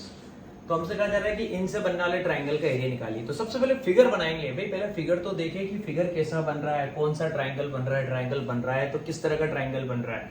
तो देखिएगा मेरे भाइयों, सबसे पहले तो ये मैंने कार्टेशियन प्लेन बनाया, ये मेरी x एक्सिस है, ये मेरी y एक्सिस है। कहा जा रहा है area of the triangle formed by the lines, ये लाइन ये लाइन। अब जब भी आपको लाइन की इक्वेशन इस तरह के फॉर्मेट में दे रखी है y equal to mx plus c वाले फॉर्मेट में, तो मैंने आपको बता रखा है ये लाइन की कौन सी फॉर्म होती है? Slope intercept form. तो ये अगर मुझे लाइन की इक्वेशन दे रखी है तो इसका मतलब क्या है, इसका मतलब मेरी लाइन जो है ना वो वाई पे, मेरी लाइन जो है वो वाई पे कुछ ना कुछ इंटरसेप्ट कट करेगी, कुछ ना कुछ पार्ट कट करेगी। तो फॉर एग्जांपल जैसे मैं इसके बारे में अगर बात करता हूँ, तो अगर मैं यहाँ पे बेटा x की जगह क्या रख देता हूँ 0, तो y की वैल्यू कितनी आ जाएगी c1 आ जाएगी। अगर मैं यहाँ पे x की जगह क्या रखता हूँ 0, तो y की वैल्यू कितनी आ जाएगी c1। अगर मैं x की जगह 0 पुट करता हूँ पहली लाइन में, तो y की वैल्यू आ जाएगी c1। तो y की वैल्यू कुछ ना कुछ आई ना। तो मैंने आपसे बोला कि सपोज मेरी वो कहानी ये है कि ये यहाँ से लेके यहाँ तक की जो डिस्टेंस है, तो मेरी लाइन कुछ इस तरह से बनेगी। ये बन गई मेरी पहली लाइन, और ये किसको रिप्रेजेंट कर रहा है, ये रिप्रेजेंट कर रहा है y equal to m1x plus c1 को।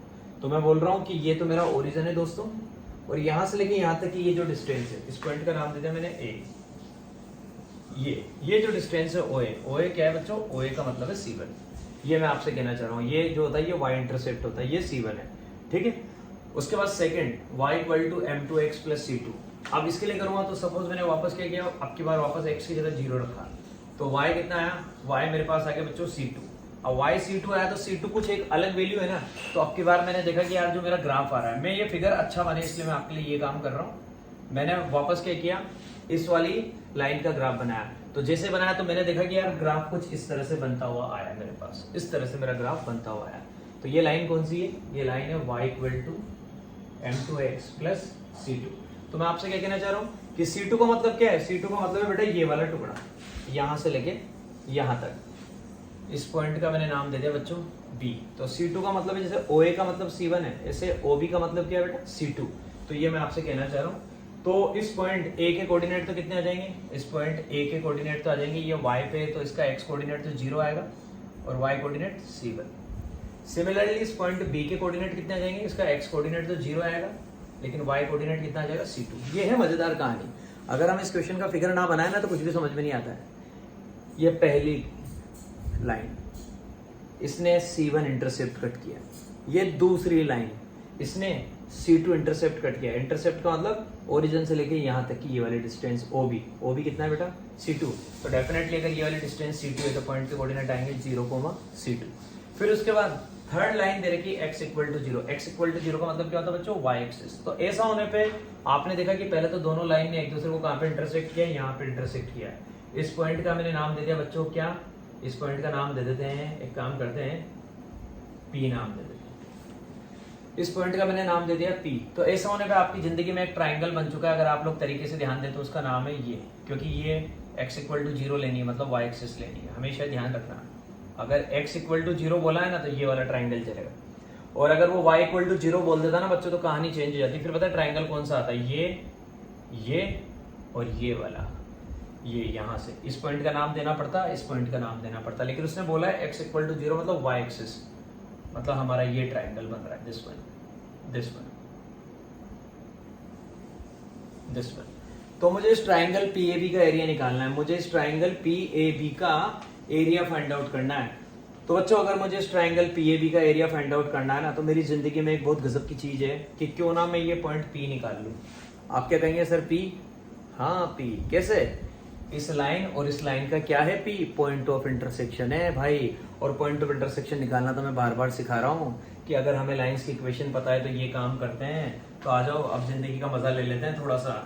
देखिए भाई, ये पहली लाइन की इक्वेशन, ये दूसरी लाइन की इक्वेशन, यहाँ से पता लग गया मुझे कि ये कहानी किसके बराबर है, ये भी y के बराबर है, ये भी y के बराबर है। इसका मतलब ये दोनों चीजें बराबर आ जाएगी क्या, m1x plus c1 equal to क्या आ जाएगा m2x प्लस c2, क्योंकि ये भी y ये भी y, तो दोनों बराबर हो गए। तो यहां से पता लग गया कि x वाले एक साथ कर देते हैं, m1x minus m2x equal to constant को तो ले जाओ c2 माइनस c1 कर दिया, x को 1 आ गया भैया, m1 माइनस m2, बिल्कुल m1 minus m2 equal to c2 minus c1। ये लो साहब x की वैल्यू निकाल दो, कैसे, c2 minus c1 upon m1 minus m2। ये हो गई मेरी कहानी जिंदगी में, c2 minus c1 upon m1 minus m2। ये मेरा क्या आ चुका है बच्चों, ये मेरा x आ चुका है। तो मुझे इस पॉइंट P का x कोऑर्डिनेट पता लग चुका है। इस पॉइंट P का x कोऑर्डिनेट कितना आ गया, C2 minus C1 upon M1 minus M2। अब ये x पता लग गया बेटा, इसको किसी भी इक्वेशन में जाके पुट कर दीजिए, हमारा y निकल जाएगा। तो देखिए हमारा y कैसे निकलेगा। पहले मैं x को इधर लिख लेता हूँ एक बार, मैं फिगर नहीं मिटाना चाह रहा ताकि आपको पूरी बात समझ में आती रहे। और अपॉन में आ गया M1 माइनस M2। अब देखिएगा आप सभी, मैंने क्या बोला, अगर आपका x फाइंड आउट हो गया तो आप किसी भी एक इक्वेशन में जाके रख दीजिए, y मिल जाएगा। यहाँ पे जाके रखा y इक्वल टू M1x, हम लिखेंगे M1 और x की जगह क्या आएगा बच्चों, C2 minus C1 upon M1 minus M2 और ये प्लस में C1, ये प्लस में C1। तो y की वैल्यू आ गई मेरे पास कितनी है, y की वैल्यू आ गई ये। अब बेटा इसको कुछ नहीं करना, M1 को यहाँ ऊपर मल्टीप्लाई कर देते हैं, तो y equal to M1 C2 minus M1 C1 minus M1 C1 और अपॉन में M1 माइनस M2 अपॉन में M1 माइनस M2, ये M1 C2 minus M2 C1 upon में M1 माइनस M2 और ये प्लस में क्या लिख रहा है बच्चों, C1। आप क्या कहेंगे सर, एलसीएम लेना पड़ेगा। एलसीएम आ जाएगा हमारा कितना, M1 माइनस M2, उसको C1 से मल्टीप्लाई करना पड़ेगा। तो देखिएगा बेटा मैं किस तरह से काम करूंगा, थोड़ा सा आप यहाँ पे ध्यान देना अच्छे से। y इक्वल टू, पहले तो लिखा मैंने M1 C2 minus M1 C1 plus C1 इन दोनों से मल्टीप्लाई होगा तो ये आ जाएगा मेरे पास, बहुत आसान है, अभी आप देखते जाइए। M1 C1 क्योंकि C1 इससे मल्टीप्लाई होगा minus M2 C1 minus M2 C1 और अपॉन में M1 माइनस M2। बेटा देखिए ये माइनस का M1 C1 और ये प्लस का M1 C1, इनकी जिंदगी खराब। तो y क्या रह जाएगा, M1 C2 minus M2 C1 और अपॉन में M1 माइनस M2। तो y सीधा मैं डायरेक्ट यहाँ पे आपके लिए छाप रहा हूँ। तो y equal to M1 C2 minus M2 C1 minus M2 C1 और अपॉन में M1 माइनस M2। तो देखिए आपकी कहानी क्लियर हो गई है यार भाइयों। आपकी कहानी किस तरह से क्लियर हो गई है कि आपको इस पॉइंट P का x कोऑर्डिनेट भी मिल चुका है। पॉइंट P का x कोऑर्डिनेट वो रहा C2 माइनस C1 और अपॉन M1 माइनस M2, और इस पॉइंट P का आपको y कोऑर्डिनेट भी मिल चुका है जो हमने इतनी मेहनत से इतनी शानदार तरीके से निकाला। तो ये दोनों चीजें हमें मिल चुकी है। तो P का x और y दोनों कोऑर्डिनेट हमारे पास आ चुके हैं। अब हम क्या कहेंगे, हम कहेंगे कि भैया हमें इस ट्राइंगल PAB की तीनों वर्टाइसेस के कोऑर्डिनेट पता लग चुके हैं, और जिस ट्राइंगल की तीनों वर्टाइसेस के कोऑर्डिनेट पता होते हैं हम उस ट्राइंगल का एरिया 10th क्लास से निकालना जानते हैं।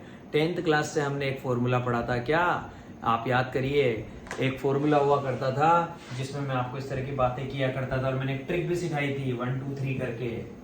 मैंने आपसे कहा था भैया अगर मेरे पास जिंदगी में कोई ट्राइंगल है, ये एक ट्राइंगल है, इसकी वर्टाइसेस अगर ABC के कोऑर्डिनेट मुझे पता है, जैसे इसके कोऑर्डिनेट है x1 y1, इसके कोऑर्डिनेट है x2 y2, और दोस्तों अगर थर्ड वर्टेक्स से कोऑर्डिनेट है x3 y3, तो हम ऐसी कंडीशन में इस ट्राइंगल का एरिया निकाल सकते हैं। कैसे, एक फॉर्मूला सिखाया था मैंने आपको इस तरह से 1/2, और मॉड्यूलस के अंदर मैंने आपको सिखाया था x1 यहाँ 1 चलता है, डब्बे में 2 3 चलता है, y2 माइनस y3 प्लस यहीं पे आएगा।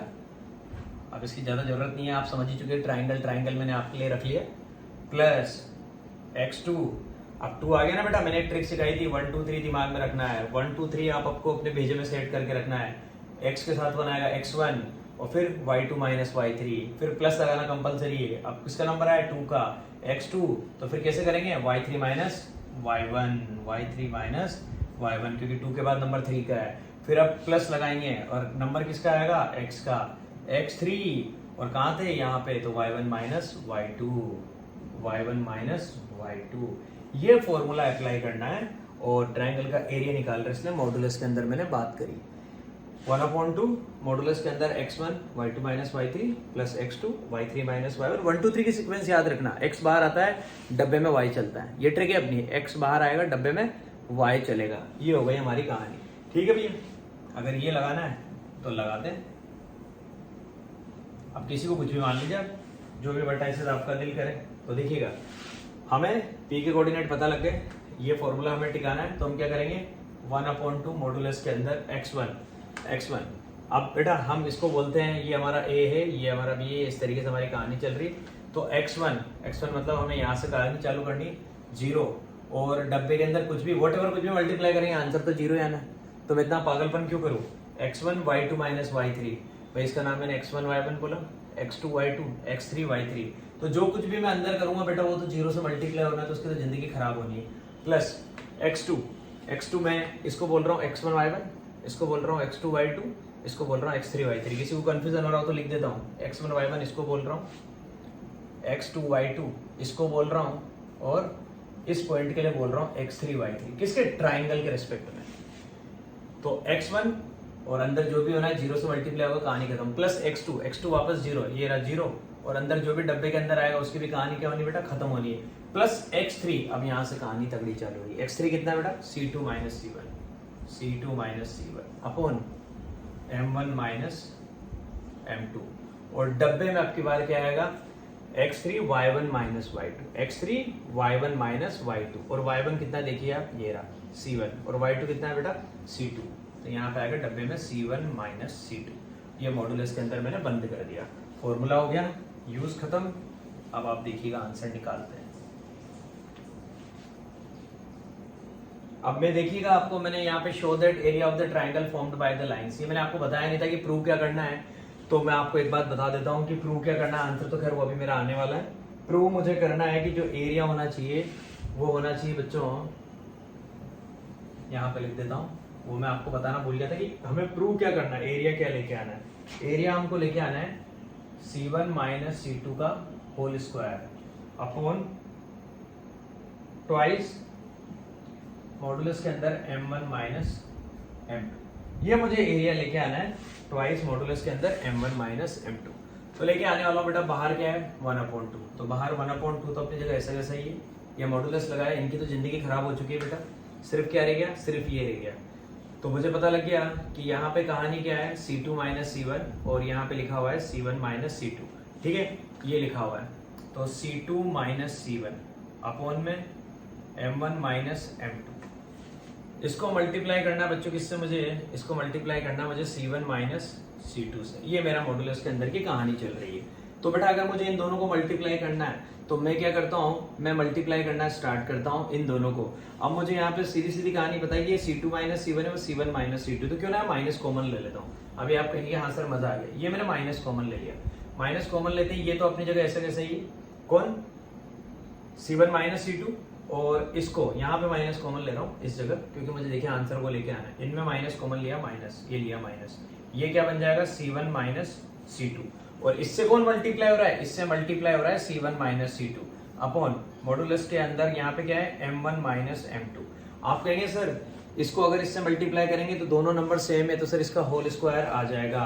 तो हम क्या कहेंगे, आ जाएगा तो लिखो 1/2 मॉडुलस के अंदर क्या लिखेंगे, यहाँ तो लगाएंगे माइनस, और यहाँ आ जाएगा c1 माइनस c2 का होल स्क्वायर, और अपॉन में क्या है बच्चों? अपॉन में दे रखा है m1 माइनस m2। ये मॉडुलस हमारा हुआ बंद।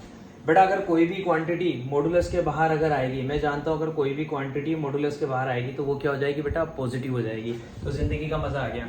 अगर ये क्वांटिटी मॉडुलस के बाहर आएगी तो ये क्वांटिटी पॉजिटिव हो जाएगी। तो मेरा ये 1 तो अपनी जगह है, ये 2 अपनी जगह है, 1/2। ये बाहर आएगा तो ये पॉजिटिव बन जाएगा, तो ये क्या बन जाएगा? c1 माइनस c2 का होल स्क्वायर, और अपॉन में मेरे पास ये क्वांटिटी हमेशा पॉजिटिव रहेगी, तो मैं इसको कैसे लिखूंगा? वही मॉडुलस के अंदर m1 माइनस m2। अब बेटा इस 2 को इसके साथ मल्टीप्लाई में दिखा दीजिए, आपका पूरा आंसर आ चुका है। c1 माइनस c2 पूरे का होल स्क्वायर डिवाइडेड बाय 2, और मॉडुलस के अंदर m1 minus m2, that is your answer. Prove हो गया बेटा, 1 नंबर काम हो गया हमारा। हमारी कहानी ट्रू हो गई है कि अगर ऐसी कंडीशन में अगर हमारे को एक लाइन तो दे रखी हो y equal to m1x plus c1, second line दे रखी हो m2x प्लस c2, और थर्ड लाइन दे रखी हो अगर हमारे को x इक्वल टू 0, तो ऐसी कंडीशन में ये जो ट्राइंगल बनेगा PAB, इस ट्राइंगल का एरिया क्या आएगा?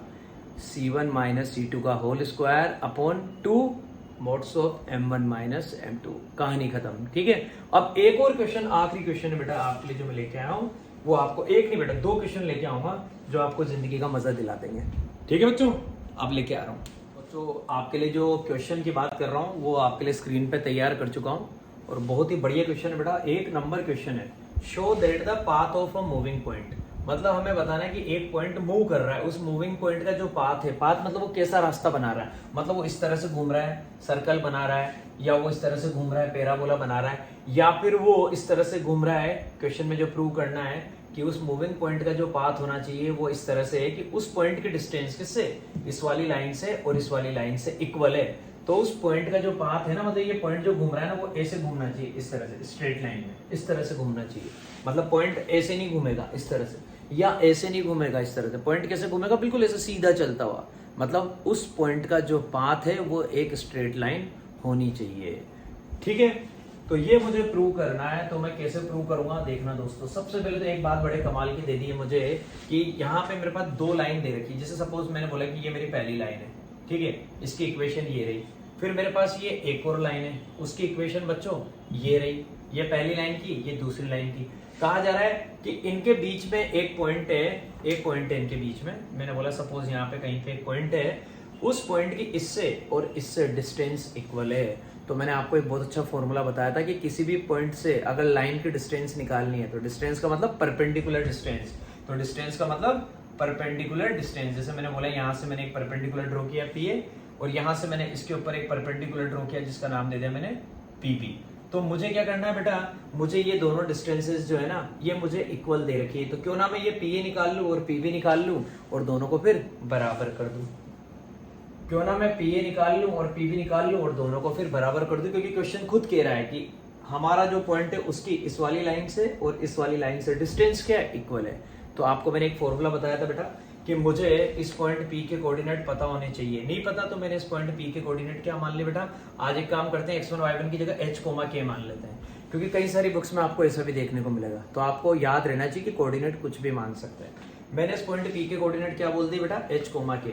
तो ऐसा होने पे मैंने आपको एक फॉर्मूला याद करवाया था जब मैं पॉइंट से लाइन की डिस्टेंस निकालता था। याद करो, मैं आपसे बोलता था कि अगर इस पॉइंट के कोऑर्डिनेट x1 y1 है, मैं यूं कहा करता था, अगर इस पॉइंट के कोऑर्डिनेट x1 y1 है तो आप डिस्टेंस कैसे निकालेंगे, आप निकालेंगे PA इक्वल टू मॉडुलस के अंदर ये पॉइंट पहले लाइन में पुट कर दो।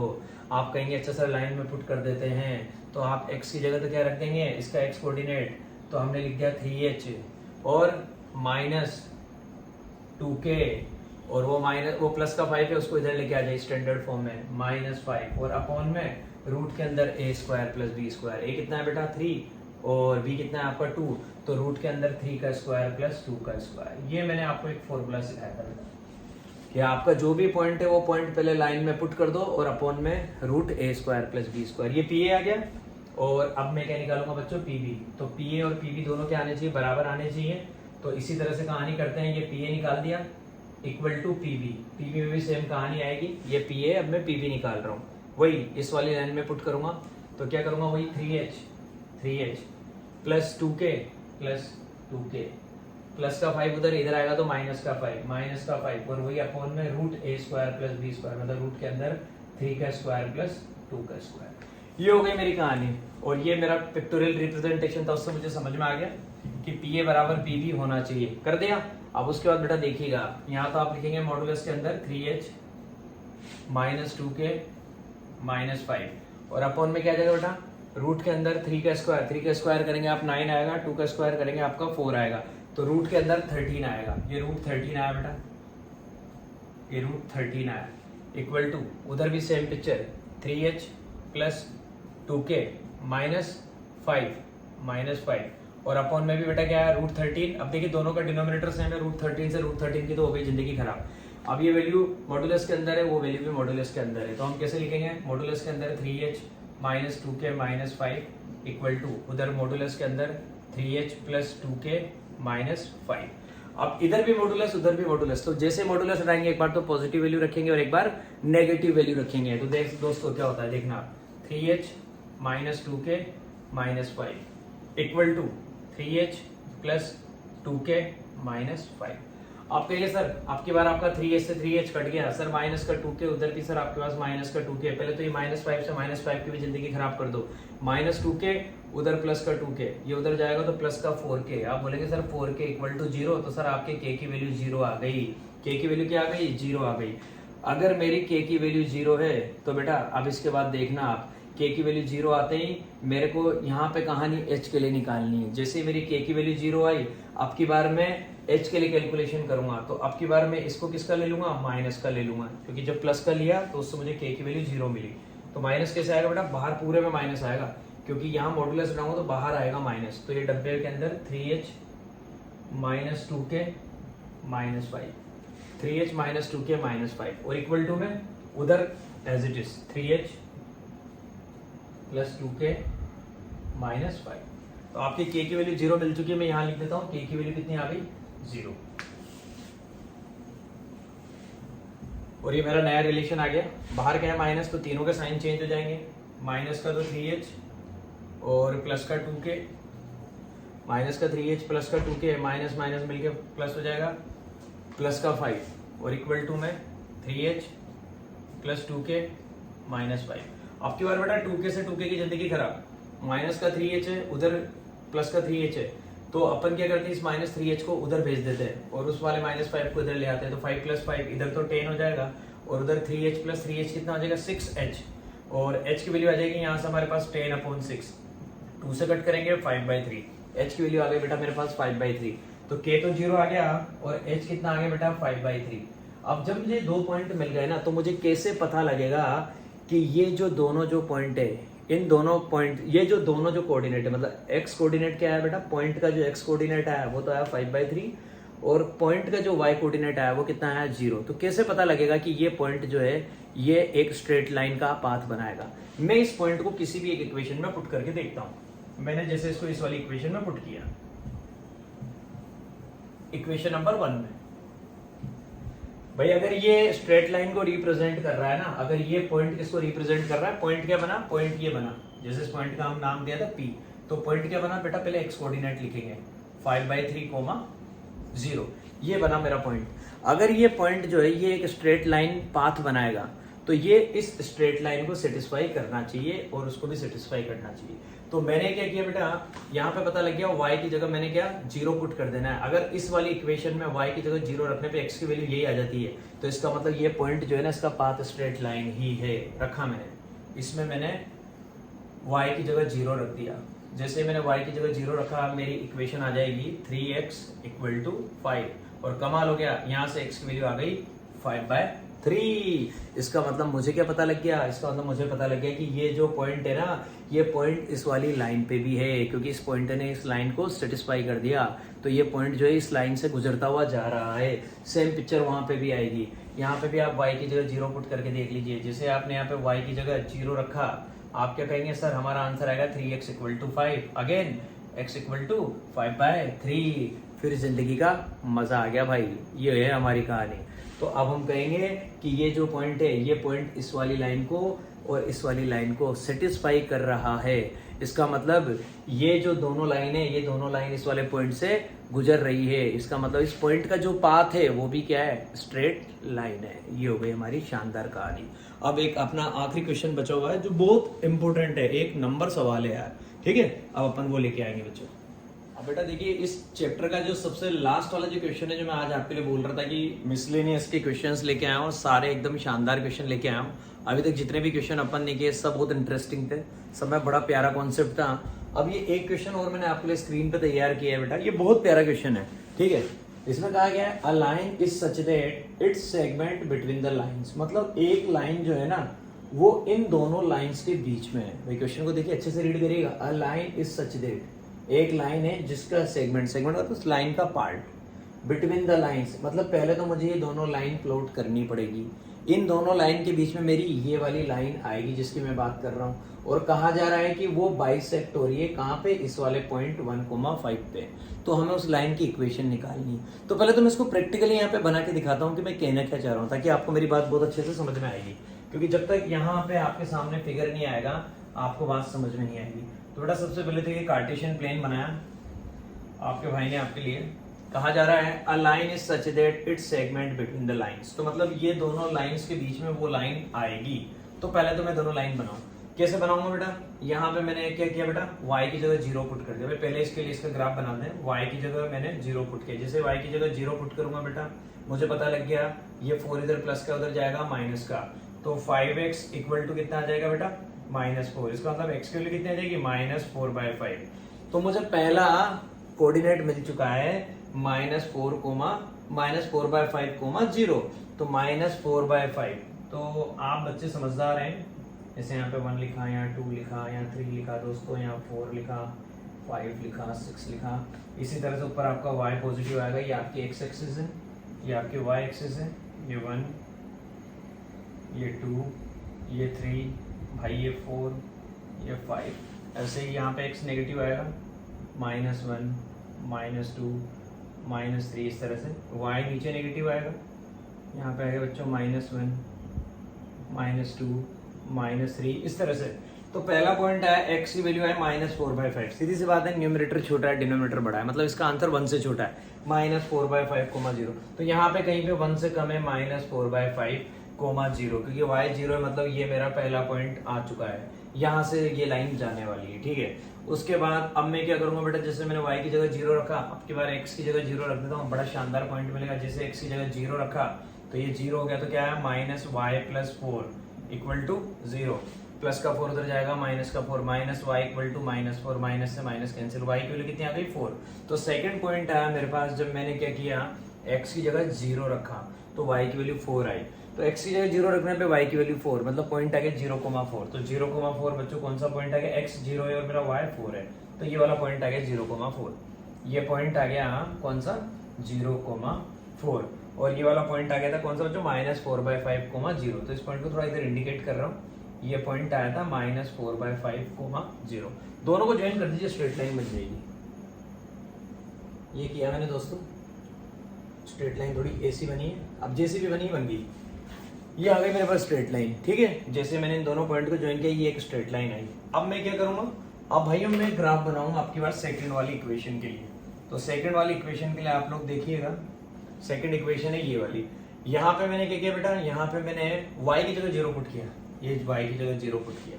जैसे y की जगह 0 पुट किया बेटा, ये 0 हो गया, क्या रहेगा, 3x - 4 = 0, 3x - 4 = 0, -4 उधर जाएगा, प्लस का 4, 3x = 4, x की वैल्यू कितनी आ गई, 4/3। तो पॉइंट आ गया 4/3, 0। पॉइंट आ गया मेरे पास कौन सा, 4/3, 0। तो x की वैल्यू 4/3, y की वैल्यू 0। अब की बार 4/3 आया, न्यूमरेटर बड़ा है, तो इसका मतलब आंसर क्या आएगा बेटा, 1 से बड़ा आएगा, क्योंकि यहाँ पे न्यूमरेटर बड़ा है। तो यहाँ पे कहीं पे 1 और 2 के बीच में मैंने बोला, यहाँ पे कहीं पे मेरे पास एक पॉइंट आ चुका है, इसको मैं यूं इंडिकेट कर देता हूँ, 4/3, 0। ये पॉइंट हमने A बोल दिया, ये पॉइंट हमने B बोल दिया, ये पॉइंट हमने C बोल दिया। अभी आप देखते जाना, जैसे मैंने y को 0 किया, अब की बार मैं x को 0 करने वाला हूँ। तो अब की बार दोस्तों मैंने x को 0 किया, जैसे मैं x को 0 करूंगा, मजा आ गया, x को 0 करते ही मेरी इक्वेशन रह जाएगी 4y - 4 = 0, माइनस का 4 उधर जाएगा, प्लस का 4, 4y = 4, y की वैल्यू 4/4 मतलब 1, y की वैल्यू 1। तो पॉइंट आ जाएगा मेरे पास 0,1। अब 0,1 कौन सा पॉइंट आएगा यार दोस्तों, सीधी सी बात है, यहाँ पे मैंने इंडिकेट कर रखा है कि ये कितना था, 1 था, तो यही पॉइंट आ गया 0,1। इन दोनों पॉइंट्स को क्या करना है, ज्वाइन करना है। जैसे मैं इन दोनों पॉइंट को ज्वाइन करूंगा, ये मिला दिया, थोड़ा आगे इधर भी लेके चले जाते हैं ताकि स्ट्रेट लाइन थोड़ी बड़ी दिखे आपको यूं, और इधर पीछे भी लेके चले जाते हैं, ये हो गया मेरा काम। तो ये मेरी एक और स्ट्रेट लाइन बन गई। ये पहली इक्वेशन थी, उसका ग्राफ ये वाली स्ट्रेट लाइन, ये सेकंड इक्वेशन है, इसका ग्राफ ये वाली स्ट्रेट लाइन। अब इन दोनों लाइंस के बीच में एक लाइन और है, सच दैट, लेकिन जो सच बोलूंगा बड़ा मजेदार बोलूंगा, इन दोनों लाइंस के बीच में एक लाइन और है। अब वो लाइन है, इसका मतलब वो लाइन इन दोनों को क्या कर रही होगी, कट कर रही होगी, इन दोनों के बीच में। तो इन दोनों के बीच में मैंने एक लाइन देखना, इस तरह से बना दी, सभी देखिएगा, ये ऐसे करके ये एक प्रोग्राम बना दिया, ये एक लाइन बना दी मैंने इनके बीच में, ये इस तरह से, क्योंकि ये तो फर्स्ट वाली है, ये सेकंड वाली है, और इन दोनों के बीच में, तो इन दोनों के बीच में कैसे बनाई बेटा मैंने, ये इस तरह से बनाई ताकि दोनों को कट करे। तो ये एक लाइन बनाई मैंने इन दोनों के बीच में। ऐसा होते हैं, आपने देखा कि हमारी इस लाइन ने, जो सबसे पहली वाली जो लाइन थी ये वाली, इसको तो कहाँ पे कट किया है, यहाँ पे, इस पॉइंट का मैंने नाम दे दिया बच्चों P। फिर हमारी इस लाइन ने, जो हमारी जो सेकंड लाइन थी, उसको कहाँ पे कट किया, यहाँ पे। इसका नाम दे दिया बच्चों मैंने Q। और अब कहा जा रहा है कि ये जो लाइन है ना PQ, line PQ is such that it's segment, segment का मतलब उस PQ के पार्ट, PQ का कौन सा पार्ट, P से लेके Q तक का पार्ट, इसको बोलते हैं बच्चों सेगमेंट। जैसे लाइन ने कट किया, उस वाली को भी कट किया, इस वाली को भी कट किया। फर्स्ट वाली लाइन को कहाँ पे कट किया, P पे। सेकंड वाली लाइन को कहाँ पे कट किया, Q पे। तो सेगमेंट क्या है बच्चों, PQ। इस PQ के लिए कहा जा रहा है कि ये PQ जो सेगमेंट है ना, बाइसेक्ट हो रहा है कहाँ पे, 1.1,5 पे। तो मतलब PQ पे कहीं ना कहीं एक पॉइंट है R, जो इसका मिड पॉइंट है, और उसके कोऑर्डिनेट है 1,5। ये है कहानी। इस PQ पे कहीं ना कहीं एक पॉइंट है R, जो इसका मिड पॉइंट है, और उसके कोऑर्डिनेट है 1,5। तो मुझे बताना है इस लाइन PQ की इक्वेशन क्या होनी चाहिए। मुझे बताना है इस लाइन PQ की इक्वेशन क्या होनी चाहिए। तो देखिए जो इक्वेशंस, इनको मैं यहाँ लिख लेता हूँ, क्योंकि इधर मैं अपना सॉल्यूशन करूंगा भाई। पहली इक्वेशन है 5x minus y plus 4 equal to 0, क्योंकि फिगर आपके सामने रहेगा तो आपको मजा आएगा। ये है 3x plus 4y minus 4 equal to 0, और मिड पॉइंट के कोऑर्डिनेट मैंने आपको दे दिए 1,5। अब कोई दिक्कत नहीं है, जो इन्फॉर्मेशन चाहिए थी वो मिल चुकी है। अब तो सीधा इतना सा काम करना है, क्या, इस लाइन की इक्वेशन लेके आनी कैसे भी करके हमको। तो वो कैसे लेके आएंगे देखिएगा, बहुत मजा आएगा आपको। पूरा फिगर आपके सामने देखिएगा आप सॉल्यूशन। आप क्या करेंगे बेटा, सबसे पहले आपने देखा हमारी जो रिक्वायर्ड लाइन है PQ, उसने इसको कहाँ पे कट किया, P पे।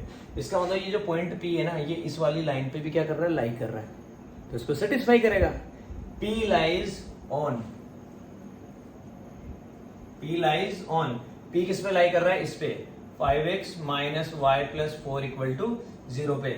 इसका मतलब P इसको सेटिस्फाई करेगा। P के कोऑर्डिनेट है आपके पास, नहीं है, नहीं है तो हम कुछ भी मान लेते हैं भाई। अगर अननोन है तो मैंने बोला P के कोऑर्डिनेट है x1 y1, और हमारे Q के कोऑर्डिनेट है बेटा ये रहा Q के कोऑर्डिनेट हमने बोल दिए x2 y2। तो P तो लाई कर रहा है इस पे, इसका मतलब P के कोऑर्डिनेट इसको सेटिस्फाई करेंगे। तो यहाँ पे पुट कर दिया बेटा, x की जगह x1, y की जगह y1 प्लस 4 इक्वल टू 0। ये एक नई इक्वेशन बन गई, इक्वेशन नंबर 3।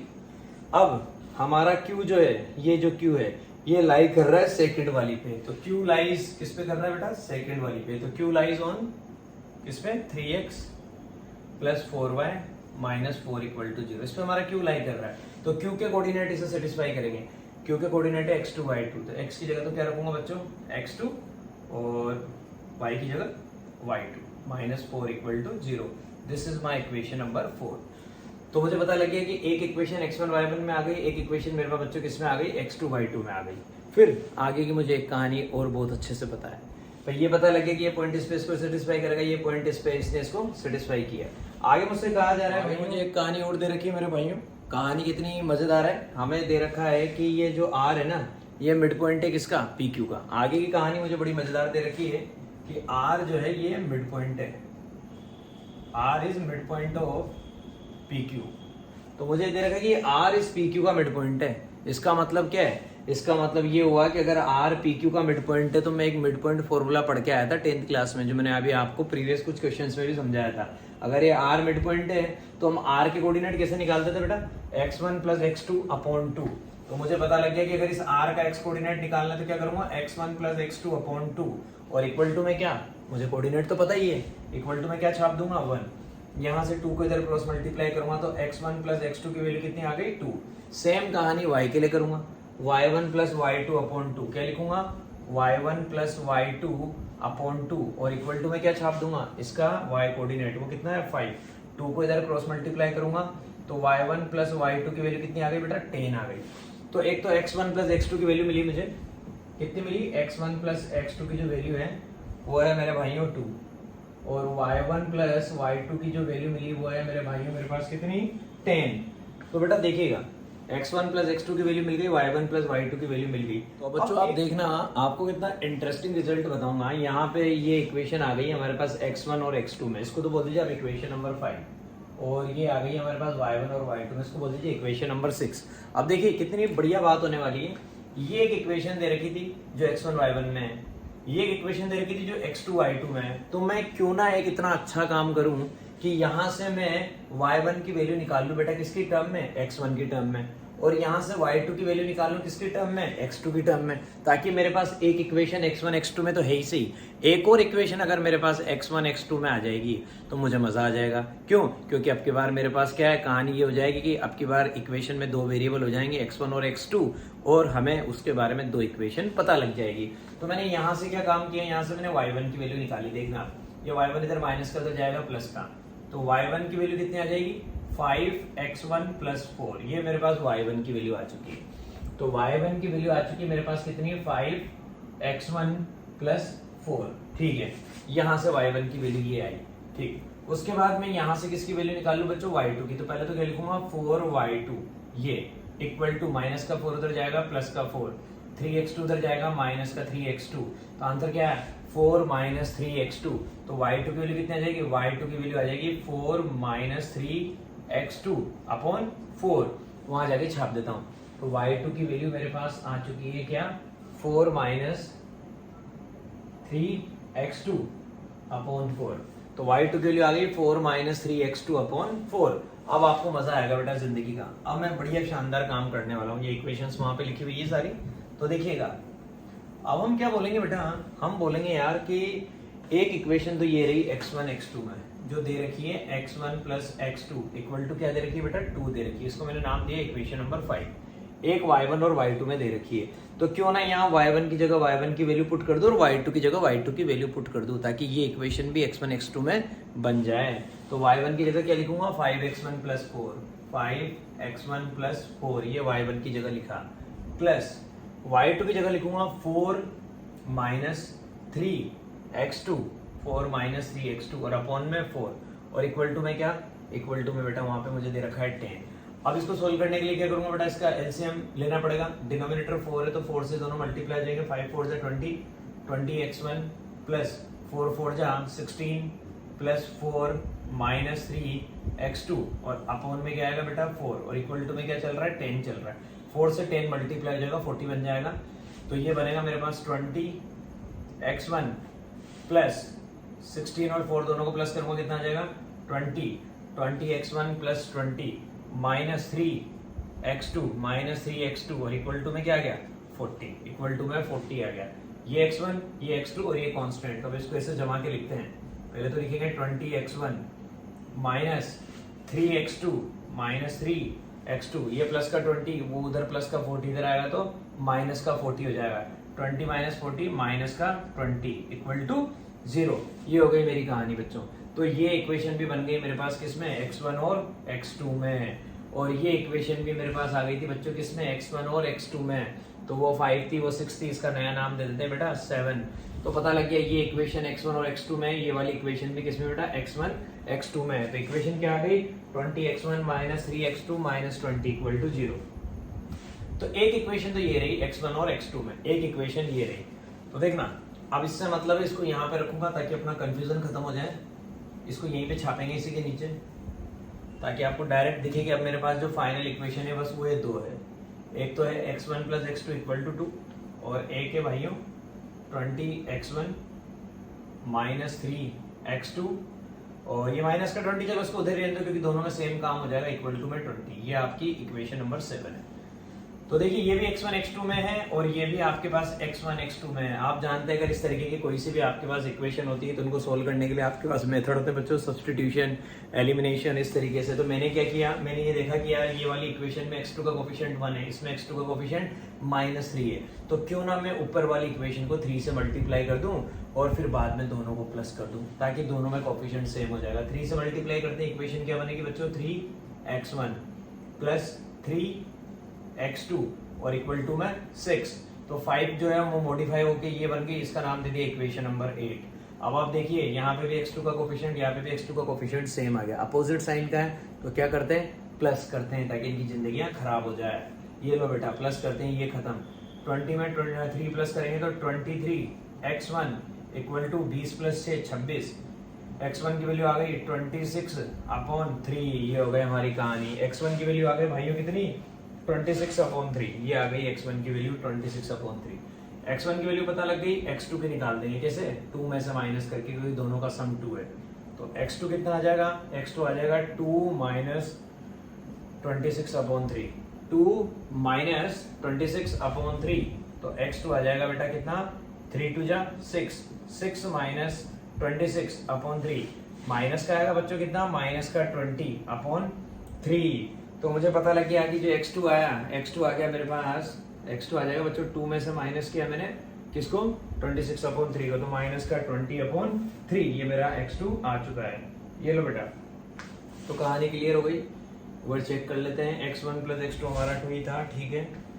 x1 की वैल्यू आ गई 26/3 आ गई, x2 निकालना है तो 2 में से माइनस करना है, बिल्कुल 2 में से माइनस करना है x1 को, 26/3 को, 6 माइनस का 20/3, ठीक है बेटा। तो पता लग गया, x1 आ गया मेरे पास कितना, यहाँ लिख देता हूँ 26/3, और x2 आ गया माइनस का 20/3। ये लो, यहाँ लिख देते हैं बेटा एक बार, x1 की वैल्यू आ गई 26/3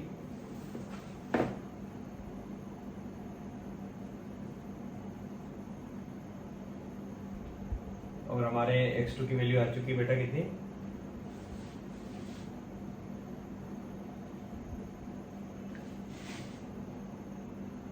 एक गड़बड़ हो जाती है यार बच्चों, हाँ देखो अभी गड़बड़ हो ही जाती है हमसे, एक मिनट बेटा, ये गड़बड़ हो जाती है अभी हमारे से, देखिएगा x1 की वैल्यू अभी हम गलत लिख देते क्योंकि डिनोमिनेटर में 23 आएगा, मैं यही सोच रहा था, मैंने कहा कहीं ना कहीं कोई गलती हुई है, तो बेटा देखिएगा ये गलती अपनी पकड़ाई में आ गई, ये 23 है, तो x1 की वैल्यू 26/23 आएगी यार दोस्तों। x1 की वैल्यू कितनी आएगी, ये थोड़ा सा आप देख लेना, ये जल्दबाजी में अपन ने डिनोमिनेटर में 3 लिख दिया था, मैं यही सोच रहा था कि करवाया हुआ क्वेश्चन है मेरा, ये x1 की वैल्यू आ जाएगी 26/23, x1 की जगह 26/23 लिखना है, ये लिखा 26/23 प्लस x2 और इक्वल टू में क्या है बेटा 2, x2 निकालना है, 2 में से माइनस होगा, तो x2 इक्वल टू 2 माइनस 26/23, तो जैसे 23 को 2 से करेंगे 46 आएगा, तो हम क्या कहेंगे 46 माइनस 26/23, 46 में से 26 जाएगा, कितना बचेगा बेटा 20/23, कितना आएगा 20/23, तो x1 तो कितना आया, ये रहा x1, तो ये रहा, लिख देता हूं एक बार, x1 तो है 26/23 और y1 आया बच्चों मेरे पास 20/23, वो मैंने थोड़ा ध्यान दे लिया, नहीं तो अभी चक्कर पड़ जाता, बट अपनी फाइनल कैलकुलेशन गलत हो जाती है, उसके पहले अपन ने बच गए इससे, तो अपने को पता लग गया कि x1 की वैल्यू इतनी है और x2 की वैल्यू इतनी है। अब जब x1 और x2 पता लग गया ना, तो भाई अब कोई लोड ही नहीं है, अब अपन y1 और y2 निकालेंगे, बस फिर मजे करेंगे अपन। अब जब अपने को पता लग गया कि x1 इतना है और y1 इतना है, तो अब आपकी बार क्या करेंगे, x1 पता लग गया, y1 पता लग गया, तो आगे की कहानी देखिए आप, ये पता लग चुका है मुझे, x1 कितना आ गया 26/23 और मेरे पास ये कितना आ चुका है बच्चों, ये आ चुका था मेरे पास x2, y1 गलत लिख दिया, फिर गड़बड़ ज्यादा कर रहा हूँ, x1 की वैल्यू आ गई थी 26/23 और x2 की वैल्यू आ गई थी बच्चों कितनी 20/23, x1 और x2 दोनों मुझे पता लग चुके हैं, तो अब मैं y1 निकाल दूंगा और y2 निकाल दूंगा, क्योंकि देखिए y1 x1 पे डिपेंड कर रहा है, तो y1 कैसे निकालेंगे, y1 equal to 5x1 plus 4, 5x1 मतलब 5 इंटू 26/23 और प्लस 4, तो y1 निकालने के लिए ये काम करना है, 26 को 5 से मल्टीप्लाई करेंगे, 6 5 30, 30 का 0, 3 कैरी, 5 2 10, 10 और 130/23 प्लस 4, तो y1 आ जाएगा बच्चों, 23 को 4 से मल्टीप्लाई करना पड़ेगा क्योंकि एलसीएम 23 आएगा, 4 3 12, 12 का 2, 1 कैरी 92, 130 प्लस 92/23, 130 में 92 प्लस करिए, ये तो आ जाएगा 2, 9 3 12, 12 का 2, 1 कैरी 222/23, y1 आ गया 222/23, ये y1 आ गया, तो y1 भी मैं लिख लेता हूँ, अब मुझे इस फिगर की रिक्वायरमेंट कम है, y1 भी मैं यहाँ पे लिख देता हूँ 222/23, ठीक है, ये y1 आ गया।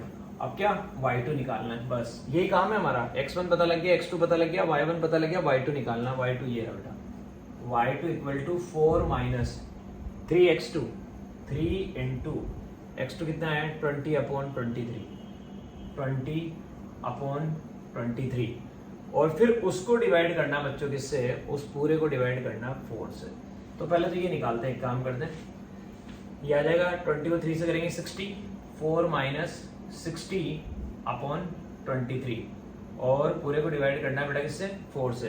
तो 23 को 4 से क्या था, अभी थोड़ी देर पहले आपको पता है मैं 92 लेके आया था, 92 में से मुझे माइनस करना है बच्चों किसको, 60 को, और अपॉन में क्या आएगा 23, और इसको डिवाइड करना है पूरे को किससे, 4 से डिवाइड करना है। तो आप जानते हैं अगर आप इसको 4 से डिवाइड करेंगे पूरे को तो रेसिप्रोकल होके ये क्या बन जाएगा बेटा, 1/4। 92 में से 60 जाएगा बच्चों, 92 में से अगर हमारा 60 जाएगा तो हमारा कितना बचेगा, हमारा बचेगा भाइयों 32। 92 में से 60 जाएगा 32 अपॉन 23 मल्टीप्लाई बाय 1/4। आप कहेंगे सर 4 से 32 को काट दो ना, काट दिया 8 बार, तो y2 की वैल्यू आ जाएगी बच्चों 8/23। ये y2 की वैल्यू आ गई 8/23। ये यहाँ पे मैंने फिर छाप दिया 8/23। ये x1, ये x2, ये y1, ये y2 सब मुझे पता लग गए। अब मेरा काम होने वाला है बेटा। तो मैंने आपसे क्या कहा था कि क्वेश्चन सारे बहुत खतरनाक वाले हैं, मस्त मजेदार हैं, थोड़ा टाइम भी लगेगा, देखो टाइम भी लग रहा है। अब अपने को क्या निकालना है, अपने को इस लाइन की इक्वेशन निकालनी थी। तो इस लाइन की इक्वेशन निकालने के लिए सबसे पहले तो मुझे ये काम करना पड़ गया क्या, कि मुझे x1 लाना पड़ा, मुझे x2 लाना पड़ा, मुझे y1 लाना पड़ा, मुझे y2 लाना पड़ा। बस अब इसके बाद तो मैं अपनी वो वाली कहानी अप्लाई कर दूंगा, कौन सी, कि भैया मेरी ये एक लाइन है PQ, लाइन PQ P से जा रही है, P से जा रही है, P के कोऑर्डिनेट है कितने, x1 y1। तो P के कोऑर्डिनेट कितने हैं बेटा, 26/23 कॉमा y1 लिखेंगे क्योंकि कोऑर्डिनेट x1 y1 की फॉर्म में 222/23। ये तो P कोऑर्डिनेट है। और Q के कोऑर्डिनेट कितने आएंगे बेटा, 20/23 कॉमा 8/23। हम क्या कहेंगे, हमारी लाइन PQ जो है वो इस पॉइंट P और इस पॉइंट Q से पास हो रही है। अगर कोई लाइन 2 पॉइंट से पास होती है, अगर कोई लाइन हमारी 2 पॉइंट से पास होती है तो हम लाइन की 2 पॉइंट फॉर्म लगाएंगे। और 2 पॉइंट फॉर्म आप लोगों को बेटा बहुत अच्छे से पता है, 2 पॉइंट फॉर्म लगाएंगे और 2 पॉइंट फॉर्म आप लोगों को बहुत अच्छे से पता है। अब बेटा इस फिगर की पूरी रिक्वायरमेंट मेरी खत्म हो चुकी है, तो अब मैं इसको बिठाऊंगा और 2 पॉइंट फॉर्म आप लोगों को लगा के दिखाऊंगा, क्योंकि मुझे अब इस PQ की इक्वेशन निकालनी है। तो आप चाहें तो इसको और सिंप्लीफाई करना चाहें तो हम जानते हैं कि PQ जो हमारी लाइन है वो लाइन इस पॉइंट R से भी पास हो रही है, तो हम एक पॉइंट और आसान ले सकते हैं। एक पॉइंट तो इनमें से कोई सा भी ले लो और एक पॉइंट अपन R ले लो, तो अपन ये वाला काम करके भी बेटा इस वाली इक्वेशन को सॉल्व कर सकते हैं। जैसे कोई सा भी एक पॉइंट ले लिया, जैसे मैंने P पॉइंट ले लिया और R पॉइंट ले लिया, क्योंकि हमारी जो लाइन PQ है वो P से भी जा रही है, Q से भी जा रही है और R से भी तो जा रही है ना बेटा, R से भी जा रही है। R के कोऑर्डिनेट कितने हैं, 1,5। तो आप चाहें कोई से भी 2 पॉइंट ले ले और लाइन की इक्वेशन निकाल सकते हैं। तो मैंने ये क्या किया, एक पॉइंट तो बच्चों मैंने P ले लिया और एक पॉइंट मैंने भाइयों R ले लिया, और अब मेरा आंसर आने वाला है। 2 पॉइंट फॉर्म होती है बच्चों y minus y1 equal to m x minus x1, ये मेरी 2 पॉइंट फॉर्म होती है। मैंने क्या किया, y माइनस y1, तो y माइनस y1 इसको तो बोल दिया अपन ने x1 y1। अब 2 मिनट के लिए भूल जाना सारी चीजें। अब हमारे पास सिर्फ 2 ही पॉइंट है, एक ये पॉइंट है, एक पॉइंट है, तो हमने इसको बोल दिया y माइनस y1, इसको x1 y1 बोल रहे हैं, इसको x2 y2 बोल रहे हैं। अब इस फॉर्म में लगाने के लिए हम लिखेंगे y minus 5 equal to m। m का मतलब क्या है बेटा, m का मतलब है y2 minus y1 upon x2 minus x1। m का मतलब ये होता है बच्चों y2 minus y1 upon x2 minus x1। तो इस कैलकुलेशन को करके ले आते हैं, यहां से करते हैं, ठीक है। हम क्या कहेंगे, y2 माइनस y1 मतलब 222/23। इसमें तो माइनस करना बच्चों किसको, 5 को, y2 माइनस y1। तो आप क्या कहेंगे सर, 23 को 5 से मल्टीप्लाई कर दो, 115 आ जाएगा। 222 में से सर 115 को माइनस कर दीजिए, 12 में से 5 जाएगा सर 7 बचेगा, 1 में से 1 जाएगा सर 0 बचेगा, 2 में से 1 जाएगा सर 1 बचेगा। 107 107/23, 107/23, ठीक है। ये क्या है बच्चों, ये y2 माइनस y1 है। आप क्या करेंगे, x2 माइनस x1 26/23, इसमें से माइनस करना है बच्चों किसको, 1 को। तो 26 माइनस 23, 26 माइनस 23 और अपॉन 23 कितना आया, 3/23, 3/23। तो ये तो आया 107/23, ये आया 3/23। दोनों को क्या करना है, डिवाइड करना है। तो 107/23 ये तो आंसर आया y2 माइनस y1 का, और divided by x2 minus x1 का आंसर कितना आया 3/23। 23 से 23 की जिंदगी खराब। 107/3 हमारा आंसर कितना आएगा 107/3। तो m की वैल्यू आ गई 107/3। डब्बा बनाएंगे, इसमें लिखेंगे बच्चों x माइनस x1। तो ये लिखा बेटा मैंने x माइनस x1 में क्या ले रहा हूँ 1। अब इक्वेशन देखिएगा बेटा, बहुत सिंपल है। अब तो 3 यहाँ है, इधर जाके मल्टीप्लाई हो जाएगा 3y minus 15 equal to 107x minus 107। आप कहेंगे सर ये जो है इन दोनों को भी इधर लेके आ जाइए ताकि स्टैंडर्ड फॉर्म में आंसर लेके आ जाएंगे। 107x माइनस 3y माइनस का 15 है, उधर आएगा प्लस का 15, ये आगे इधर प्लस का 15, लेकिन इधर ऑलरेडी क्या है माइनस का 107 इक्वल टू 0।